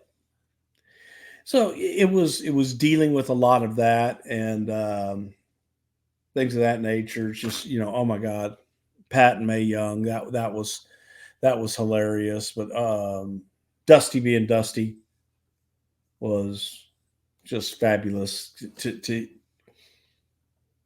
get Dusty in his element in Florida, if you will, baby. Talking about the legend, Eddie Graham. Just not what he meant to me, but but what he meant to the entire wrestling world. This was probably one of the most emotional Hall of Fames that I'd ever been to, just because the exception of Eddie, I didn't know Eddie, but everybody else I had a relationship with, everybody else I had known and met. And I probably cried more at this Hall of Fame than I ever had at any other. So it was an emotional night for me, but it was a great night. I mean, fuck, man, it was great. Again, having Dusty in his element, having Bradshaw bust on the Briscoes, for Jack and Jerry to make that walk out there and do what they did, I thought was absolutely insane. For Ric Flair to go on for 6.5 hours in his acceptance speech. Tell me about that. You're in the back. He's going. I'm sure Vince is losing his mind as we Get the hook! Paul, I mean, Mr. Hunter Hearst Helmsley, Mr. Triple H, has the unfortunate task of trying to walk out there and wrap him up. Are you sitting in the back? Twice. Yes. Twice or 3 times. There was a lot. Oh, yeah. Well, and on top of it, because I helped Rick remember names and different things like this. And every time that Rick said, I was talking to Bruce Prichard in the back, and he remembered Clifford Macias, and he was my bootmaker. Every time he would mention my name in that vein or something like that, I would just get these dirty looks. You're the one reminding him and giving him all this shit to say. I'm like, no, it's Hall of Fame. Come on. Nobody was ever going to beat Superstar Billy Graham's speech that year that we had it in New York. So, yeah, it went a little long. Well, listen, we probably wish we could have.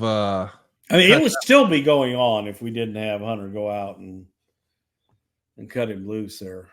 Thankfully, you guys got him to cut it a little short. But if you never want to cut yourself again, let me recommend Henson Shaving. Oh. I love this product. I know you do too, Bruce. We're big believers. We think you got to meet Henson Shaving. These guys are the real deal. They're family-owned business. They're aerospace parts manufacturers who've made parts for the International Space Station and the Mars rover. Think about this. They're using that aerospace CNC machine. That's right. Aerospace grade CNC machines allow them to make metal razors that are just 0.0013 inches. You might be saying to yourself, what does that mean? Well, these are less than the thickness of a human hair. And what that means for you is a secure and stable blade with a vibration-free shave. You see, the bigger blades allow more wobbles, which allows more nicks and cuts and scrapes. This is the best shave of your life. And by the way, it also has built-in channels to evacuate hair and cream. It's going to make clogging virtually impossible. And what I respect most about Henson Shaving is these guys wanted to make the best razor, not necessarily the best razor business. That means no plastic, no subscriptions, no proprietary blades, no planned obsolescence. It's still a standard dual-edged blade that gives you that old school feel, but all the benefits of the new school tech. And once you own a Henson razor, it's only like $3 to $5 to replace the blades. Now, I don't mean $3 to $5 a week. I don't mean $3 to $5 a month. I don't mean $3 to $5 a quarter. It's $3 to $5 a year. Yeah, $3 to $5 a year. That's it. So not only is it better than what you've been doing, it's also cheaper. We think it's time you say no to subscription. Say yes to a razor that will last you a lifetime. Go right now to hensonshaving.com/wrestle. Pick the razor for you, but be sure to use our code WRESTLE, and man, they'll get you 100 free blades. That's right. 2 years worth of blades for free. Just be sure to add them to your cart. That's 100 free blades when you head to hensonshaving.com/wrestle, hensonshaving.com/wrestle, and use our promo code WRESTLE. And Conrad, I even shaved everything off when I got my Henson blade, and I kind of thought about it for a minute. You told me about it first. Yes. Smart me up. Yes. So I'm waiting for it to come, but I'm looking at, man, gotta have it use a safety razor like this. And since I first learned how to shave, Right. And now, you see, I'm on vacation, so I haven't shaved in 2 days. However, there's no more mustache, there's no more goatee or anything because it's so easy. And I'm like going, oh my God, I'm going to cut myself. And it was just like butter, just going on there, shaving everything, getting everything off, nice and clean, if you will, and so smooth. No nicks, no cuts, no nothing. It just came back to me like an old glove. And the weight is perfect. And it's just downright enjoyable. And for whatever reason, fast. It just seems faster than the rest. So I love my Henson shaver. I think you're going to dig it. HensonShaving.com/wrestle. Go check it out right now. You'll be glad you did. Hey, man, let's talk about the Citrus Bowl. This is going to be the home for WrestleMania 24. And, well, it's been said that stadium was in need of shithole. Yes. Talk to us about it. Well, you get a hole, and then you shit in it, and therefore it's like a shit hole. And that's kind of what that stadium was like. It was old, it was dilapidated, it had no dressing rooms, it had no backstage area of any kind whatsoever. We had to repair it. We had to build an entire backstage city with showers and bathrooms and buses and tents and portable rooms and portable bathrooms and showers and things of that nature. Build walkways so you're not just walking through the mud and the dirt.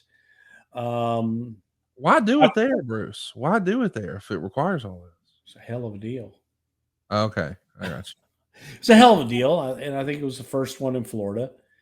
But this is the first WrestleMania in the Southeast. Yeah, so that was a big deal, and it was a historic stadium, if you will. But it was, I think we spent almost $500,000 in palm trees around the top of it. I heard that, yeah. When all was said and done, we aesthetically, we put a lot of time, effort, and expense into making it look presentable on camera. And if you go back and you look at the WrestleManias that have been held in that stadium compared to anything else held there, I think you would see it's like, that's that. Yeah. But what people don't see is the backstage, and there were no offices. Like I said, we had to build walkways so that you're not just walking through the grass and the dirt and the mud and all the crap. We had to build actual just walkways to dressing rooms and to bathrooms and everything else. It was not ideal. And I don't think that, it wasn't someplace that I really would go, gosh, we got to go back there. And Right. The fact that it was open air, I know it's Florida, but it's April. And it's humid. It's humid and it rains. So that's the other thing. You didn't have air conditioning anywhere except like in the rooms and the buses and all the stuff that we built. There wasn't any air conditioning anywhere. So it was a challenge, to say the least. The threat of weather. How big of a topic is that? I mean, this, when you go back and you take a look at some of the first shows that you were a part of, like WrestleMania 4, WrestleMania 5, they're both, in Atlantic City indoors. 6 is a dome in Canada. 7 was supposed to be outdoors, but it's in an arena. 8's in a dome. Like, when we're stretching out here and we're saying, all right, we're going to run outdoors. And as you said, in April, it's probably going to rain. Is that a major cause for concern? How much does it add to your planning and preparation? It doesn't, because Vince always promises it'll be overcast. And he was good up until Tampa. He had a great record up until Tampa. I mean, that was a bubble. That rain was piling up. And I would say, hey, if you're going to go outdoors, go to California, because it never rains in California. And boy, was I wrong about that too this last time. But it was all good. So listen, the show is down in pay-per-view buys. It was the most purchased WrestleMania ever at that point. WrestleMania 23, the Battle of the Billionaires. We've covered that in the archives over at somethingtowrestle.com. So even though we're down, we still get over 1 million buys. Hard to argue that's not success. The show kicks off with a pre-show match where Kane wins a 24-man battle royal to earn an ECW title shot against Chavo Guerrero. What did you think, Chavo, as your ECW champ? Thought it was fine. Third generation wrestler. Man, I think Chavo was so underrated. It's unbelievable. You look at, first of all, let's look at Chavo's dad, Chavo Guerrero Sr., who was the first in so many ways in so many different areas. First junior heavyweight really to compete on the heavyweight level. Headline all over the world. Innovator, unbelievable star. And then you look at Chavo's Uncle Eddie. Do I need to say anything more about Eddie? Right. Guerrero, unbelievable. So these were the shadows that Chavo spent his career in. And because of that, I think that people always kind of downplayed Chavito a little bit because he was great, but was he Eddie great? Was he Chavo Sr. great?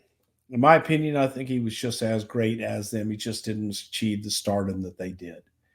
And so to say that he's a good champion, absolutely he is. And it's just unfortunate, where he was. If he was by any other name, I think that Chavo would have been a mega star. And in my book, he still is. I mean, he's a guy that perseveres, and to this day, doing the stunt work out in Hollywood and choreography for different things.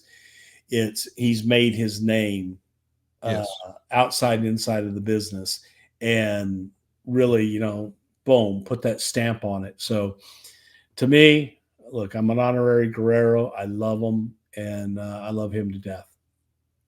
I know you love JBL too. He's in the opening match against Finley, and they put on quite a clinic. It goes 9 minutes. The Torch gave it 2 stars, but go out of your way to see this one because there's some funny stuff in here and some crazy stuff. Finley's going to dive through the ropes towards JBL, and JBL nails him with a trash can lid.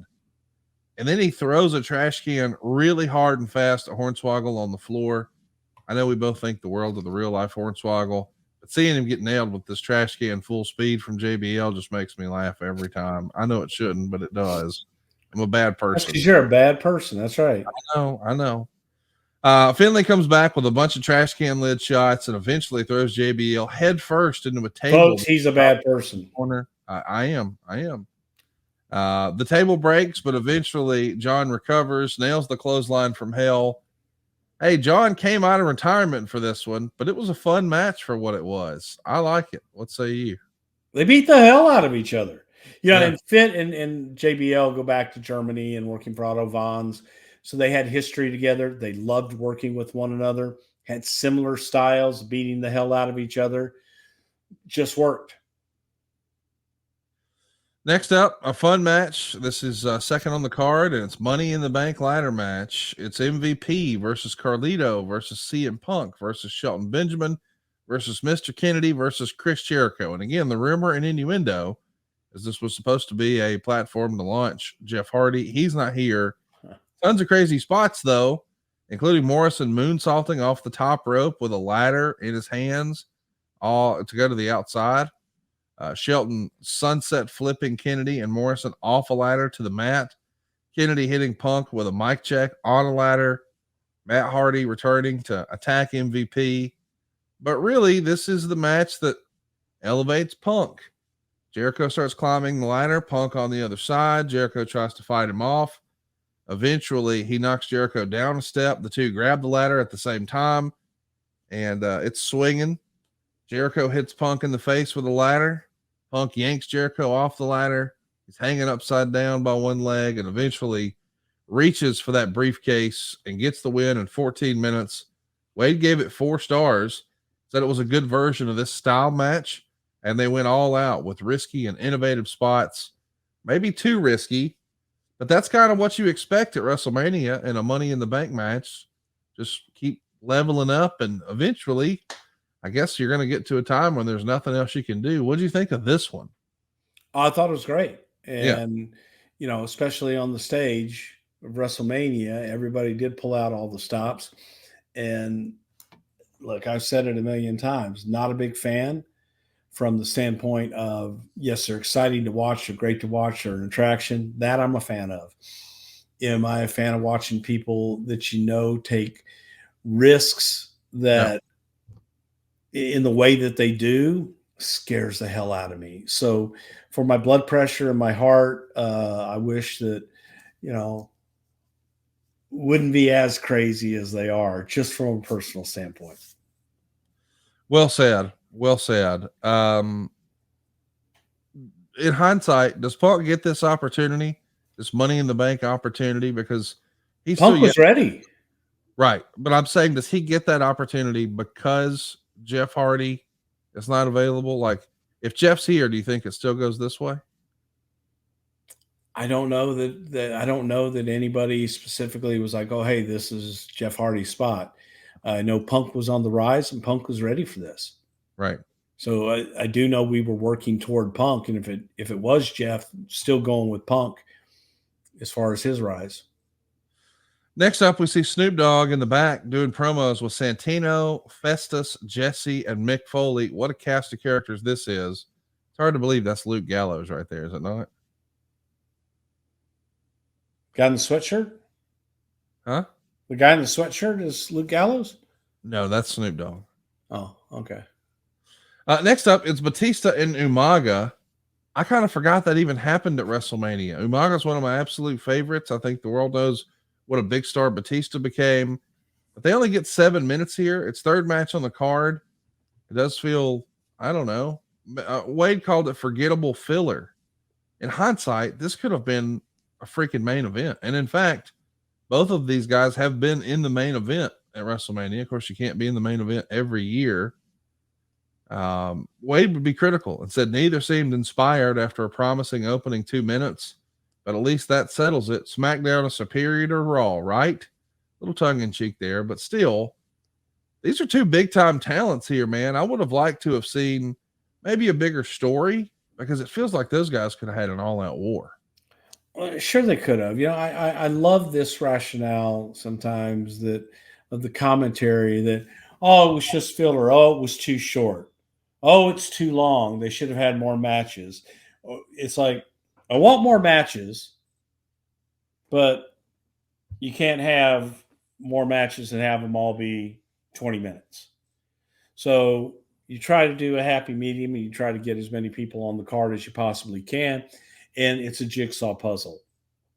Then it's, well, that match was too short. Right. Well, this match was too long. That match was too short. No shit. Come try and do it sometime and see how just easy it is. It's real easy to sit there on Monday morning and go, oh, well, they should have done this, Clint from Hershey. And it's just not that easy. And some matches shouldn't be 20 minutes. And sometimes a good 7-minute match is all you really need. And maybe it's just to further that story a little bit more. And you have so much more on the show that I'm in favor of shorter shows and less matches. Well, you love this next one, the fourth match, Chavo Guerrero versus Kane for the ECW heavyweight title. Of course, I know you took care of Chavo because you're an honorary Guerrero and you hold him in such high regard, and he's a superstar, and he lost in 5 seconds. Yeah, should have been 3. Kane choke slams him, turns around, instant 3 count. Joey Styles says history's been made, and he wondered if the match length set a new record. 5 seconds. Kane is your new ECW champ. Yep. Should have been 3. So I'm talking about. Sometimes you can't give all this time to matches. Well, let's talk about the match we're really here for. Ric Flair and Shawn Michaels, the career-threatening match. I love the build on the video package. Really sets the stage. And then the match itself, Wade gave 5 stars to. He says that couldn't have been done better. 20 minutes of history. A mistimed flip or a failed bridge didn't matter. This was just tremendously executed. I think everybody agrees this was a special moment. What do you remember watching this match back? I cried. I absolutely cried. I watched it get started backstage, and then I went out and I stood right underneath the hard cameras for the majority of the match and cried. It was that emotional, and it was very seldom do you have a story that has everyone in the audience feeling. And I think that they felt good about every single bit of it, and sad all at the same time. But it was a phenomenal match, a phenomenal story, and a very emotional one as well. And these come along,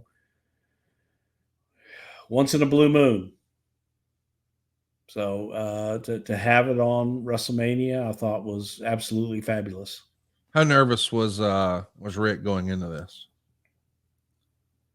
I think he was nervous, but I don't think he was extraordinarily over the top. He was calm, cool, and collected, walking out. But I think that once he got out there and saw that crowd, that the tears came and he became Rick.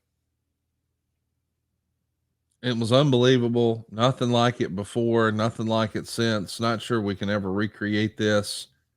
What's the backstage area like after an emotional dump like this? But there's still more wrestling to come. Sellout. I'm sure it was a sellout at the monitors. Like I said, I watched it live in the arena, but came back, after once Sean came back and went back, and talent just lined the halls. They were, all there to applaud the efforts from both men, but I think also mainly to applaud the career of Ric Flair. It was it's special. If you're going to watch one match on this show, that's probably the one to watch. I don't know what else we could say about it that hasn't already been said. Shawn Michaels, I mean, he's had so many great WrestleMania moments. Unbelievable WrestleMania moments. Where do you think this ranks for you as far as Shawn Michaels' WrestleMania moments? Probably number 3. What's ahead of it? I think him winning the championship and then his match with Taker. Yeah. So 12, 25, those are 1 and 2, and this is 3 for you. Yeah. Yeah. I think for Sean too. Yeah. Next up, we got to have something follow this. And I think in wrestling, they call this a let me up match. It's going to be Melina and the Glamazon, Beth Phoenix with Santino in tow. I don't call it that. I call it match number 6. Well, it's also called a Lumberjack Bunny Mania match. Ashley and Candace are going to be on the other side.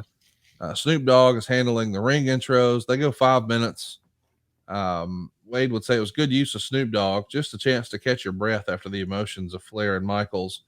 3/4 stars.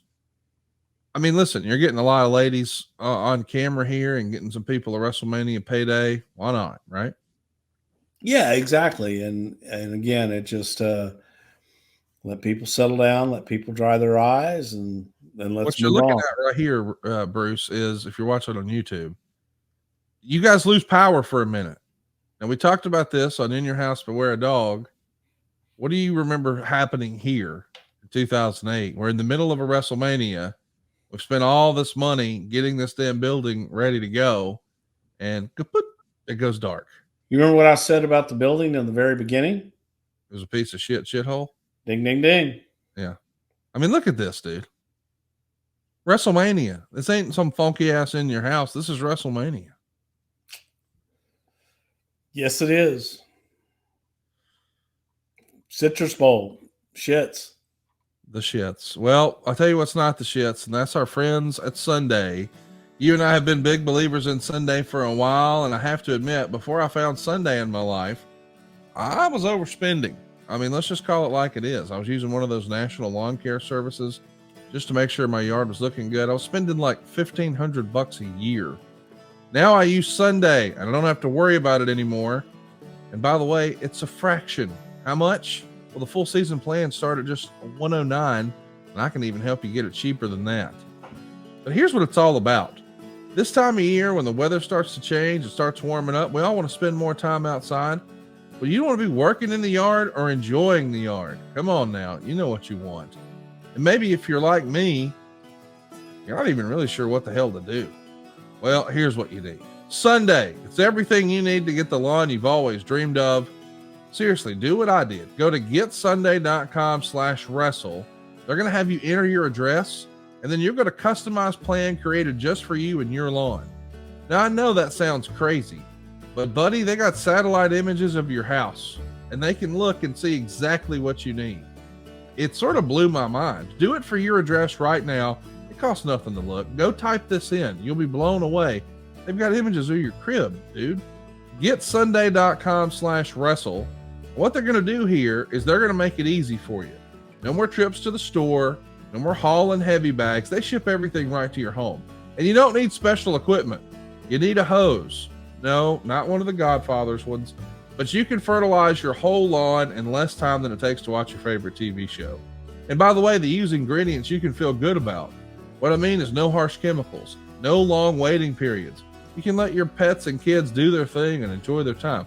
You just apply, let it dry, and start enjoying your yard. Sunday really is easy and affordable. You heard me mention I was spending $1,500 a year before. Well, Sunday's full season plan started just $109, and right now they're offering our listeners 20% off. A full season plan starts at just $109, but you can get 20% off when you visit getsunday.com/wrestle at checkout. That's 20% off your custom plan at getsunday.com/wrestle. Sunday's the real deal, right, Bruce? Well, if you're like me and you don't do lawn work, but you have a wife that absolutely loves it, but still complains about those little things, it is worth it just to have everything delivered right to you. And then the simplicity of just being able to hook it up to the hose and go out and water. And bam! Conrad won't let me open up the blinds behind me, but you could see right behind me in that backyard right there. Open it up if you want. Some of the results. No, because then Silva go, it's too bright. All right. Well, listen, you don't have to be too bright to know you can save a bunch of cash and get the best lawn of your life. And it's easy. GetSunday.com/wrestle. 20% off. It starts at just $109. Why not get 20% off? Get your whole season handled. GetSunday.com/wrestle. All right, so next up, match 7, John Cena versus Triple H versus Randy Orton. Orton's going to get the win in 14 minutes. Wade dug it. He gave it 4 stars.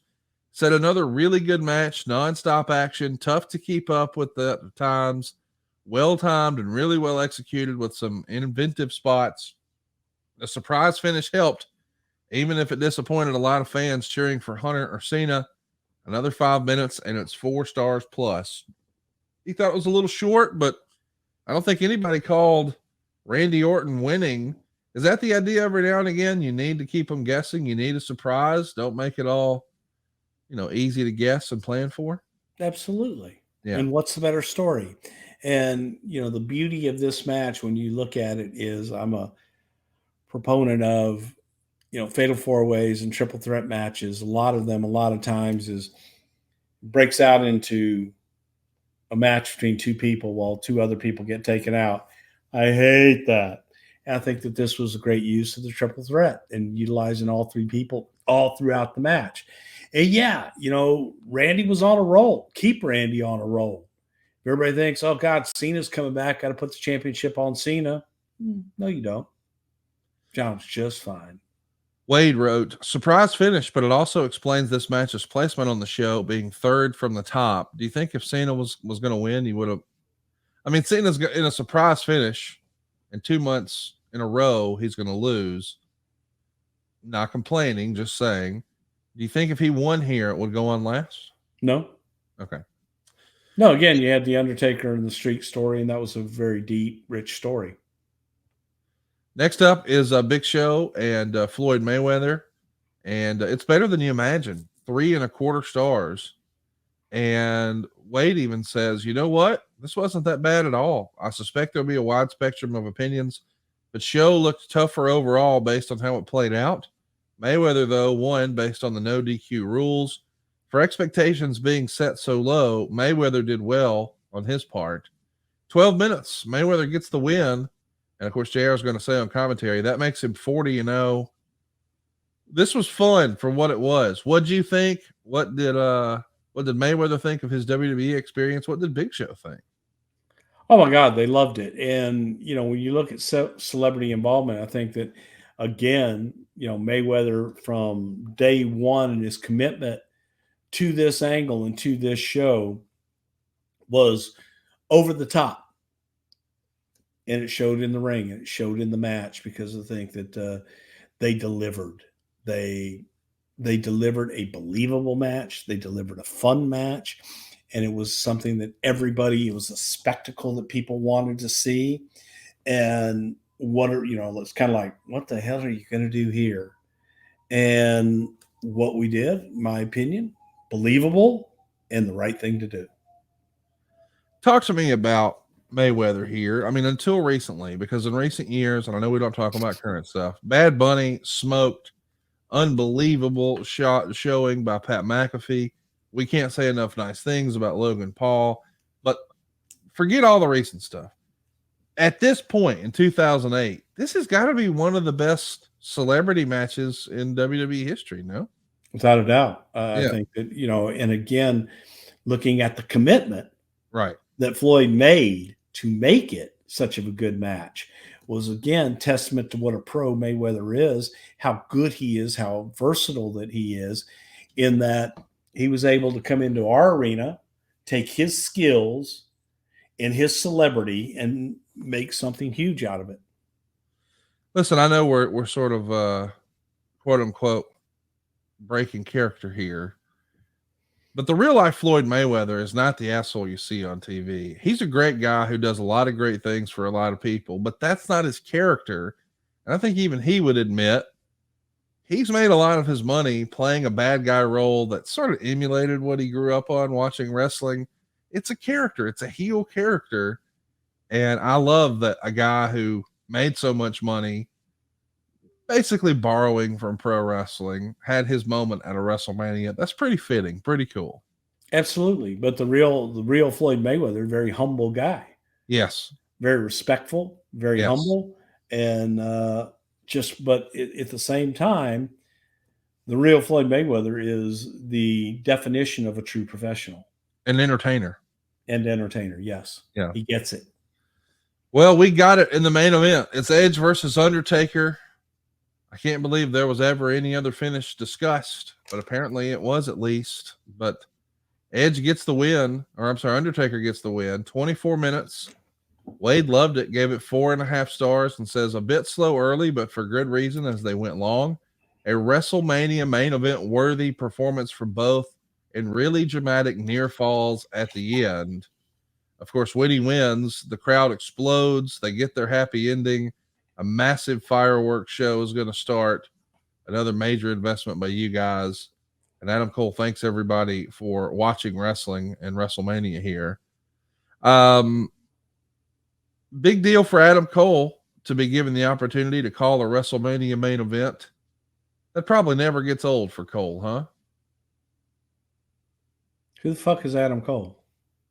Michael Cole. Jesus Christ. You know what I meant. Michael Cole, though, seriously, he had such big shoes to fill for so long. And for JR to be on this show and Michael Cole to get to close, that's pretty cool, man. Absolutely. Yeah. You really confused me there because I didn't know what you're talking about. Well, my apologies. Listen, I'm under the weather, got some congestion. I mean Cole, like bullshit. The voice of WWE. Well, no, because you had Adam Copeland in a match. Well, that's true. That's true. My apologies, baby. What do you think of the match? Let's talk about this. There's been a lot of criticism that maybe there's too many false finishes in these big WrestleMania moments, where I know everybody's pulling out all the stops, but I did see a few people who felt like, hey, at times the false finish gets such a big reaction that when the real finish happens, maybe it's less than. Is there a secret sauce to building to that one big explosion for the actual finish at the end? Where do you land on that? What's your attitude towards false finish? It depends on the match and it depends on the performers. If the performers are good enough to be able to take you on that ride and have you in the seat right next to them on that roller coaster, that's all you need. Right. There is no, oh, you can only, more than 3 is too many, or no, it's all dependent upon the performers and the match and what they're doing. I thought this match was awesome. Excellent. I think when people think about this WrestleMania, more than not, they do think about Shawn Michaels and Ric Flair. Was that ever discussed as going on last? It was, but there's also, the realization of also was kind of a bummer. Right. So you don't want to leave people with a bummer. I think if you would have left it to the end, the expectations would have been so high, right, that Rick was going to win and continue on, that by doing that finish, that would have left people on a not the right kind of bummer. That wouldn't have been heat. That would have been I understand, because you knew I was about to bust your balls, but I appreciate that you said that wouldn't have been heat, because I'm like, well, you're not totally opposed to sending people home disappointed at WrestleMania. Not totally opposed. With a good story, it's a good story. This was a great story with Rick, but it needed to be ended earlier. I think the card placement, I wouldn't change anything. I do wonder if Cena was going to win, would we have had his moment in the sun? But certainly Taker deserved to go on last. He got to do it again here, as well he should. One of the other things that people remember from this, and it lives on maybe in infamy, is Charles Robinson running down the ramp. Because when he does it in this match, and it is one of the world's longest ramps, and Charles is running wide ass open. Wow. This is maybe one of the most famous memes in wrestling. Did you guys consider that marathon sprint he's going to have to make to do that run in? Yeah. I mean, shit, I consider it on long ass entrances. Right. In general, I get blown up, walk into the ring. I'm like, okay, fuck. If the bell had to ring right now, I'd be screwed. But absolutely, we encourage everybody. And if you can't do it, don't do it. Speaking of running down the ramp, a listener asked us a great question. His handle on Twitter is @the_Matt_Cardona. Don't know what he ever did. He writes, was it a rib to make Hawkins and Ryder rehearse running down the aisle for their main event run-in? #Ask Bruce. Thanks for listening, Mr. Cardona, whoever you really are. Why is that somebody? Yeah, I think he used to be. I'm not sure. So I think he used to be somebody you know. Oh, okay. He wrote it in a familiar. Why would that be a rib? To have someone be professional enough to go down and make sure they could do it. Did you make Charles Robinson run down the ramp? Probably, yes. Have you ever run down the ramp? Jog down that motherfucker. Yeah. Yeah, look, man. These knees ain't running for anybody. Not happening. Nick Ward says, I was in attendance that night and there was a malfunction following the main event, causing pyro to spray into fans in the upper bowl. Any insight on what happened or the aftermath? I have no idea. I guess pyro sprayed into the upper bowl. I have no idea. I'd never heard that either. Thomas Bradley says, I was in attendance for WrestleMania 24 in Orlando, and I was concerned about the weather being a concern while I was at the Citrus Bowl. Did WWE have any plans in case it became more of an issue during the show? Like if rain the show must go on. Okay. And I don't think. I mean, equipment-wise, how do you prep that, Bruce? You just put bags on it and go. Okay. But I really don't remember whether there was, later years they had, if there's thunder or lightning anywhere in the area, you have to vacate the building. So like in Tampa, there was an ordinance. If you have an outdoor event and there's lightning within 4 miles or 6 miles, whatever it is, you have to vacate the premises until there's no more lightning. Then you wait 15 minutes and then you can come back in to the building. So I don't think that and I could be wrong, but it didn't happen. So it's a moot point. One last one. Push Wrath wants to know, be honest, how disappointed were you to see Rick tank his incredible retirement and wrestle Hogan and then again in TNA? I was disappointed for Rick more than anything because I thought that Rick had such a great send-off there. I would have liked for that to have been Rick's last match, but to each his own. And obviously Rick felt otherwise. So more power to him.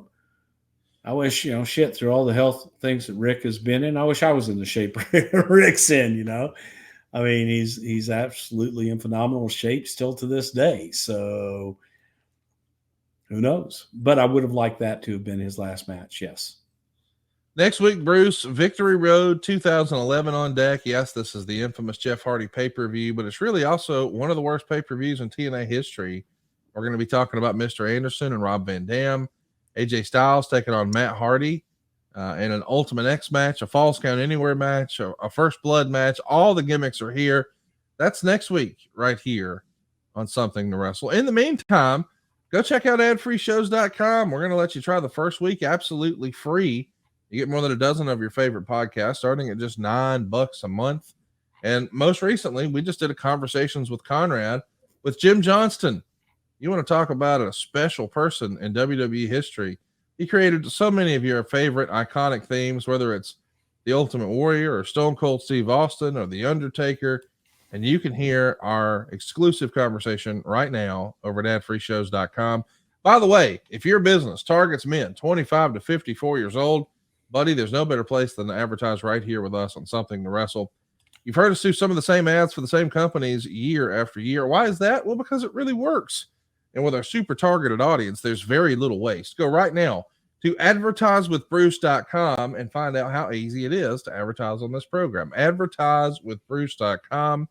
If you haven't already, check us out on social media at Prichard Show on Twitter and Instagram, Something to Wrestle over on Facebook. But we're having a lot of fun, and Bruce has a fire lit under him now that we've got a camera on him. Watch it yourself over on YouTube, somethingtowrestle.com. And don't forget, put a T on your back. Don't put one in his name. Bruce Prichard has a whole bunch of swag over at Something to Wrestle shirts right now.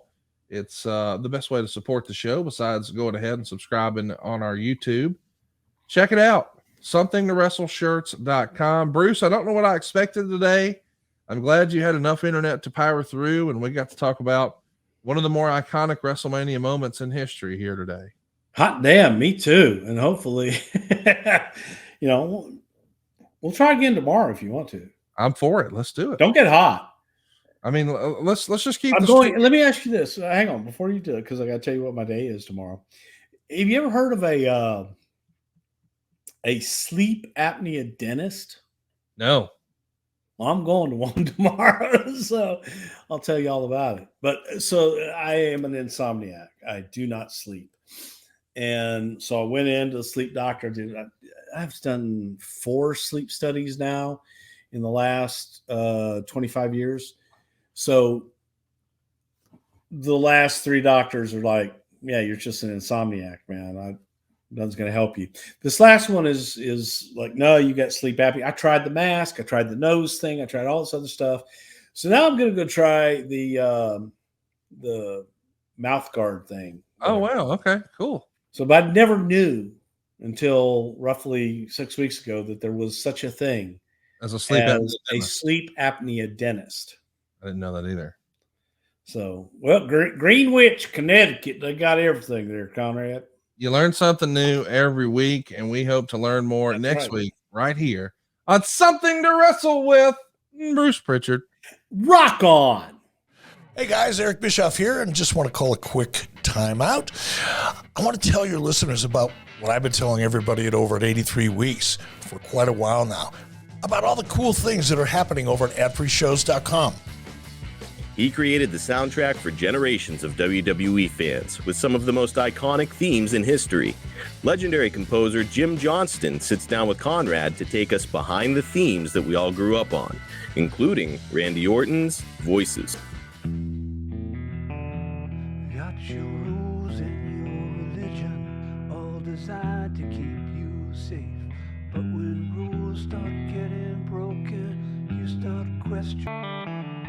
They tell me things that I will do. They show me things I'll do to you. They talk to me. You know, I wanted it to be a little bit creepy. Right. That's what it felt like to me. It was dark, mysterious, creepy. That's just a small taste of what we've got waiting for you with 4 levels to choose from. See for yourself why ad-free shows is the best value in wrestling today. Sign up now at adfreeshows.com.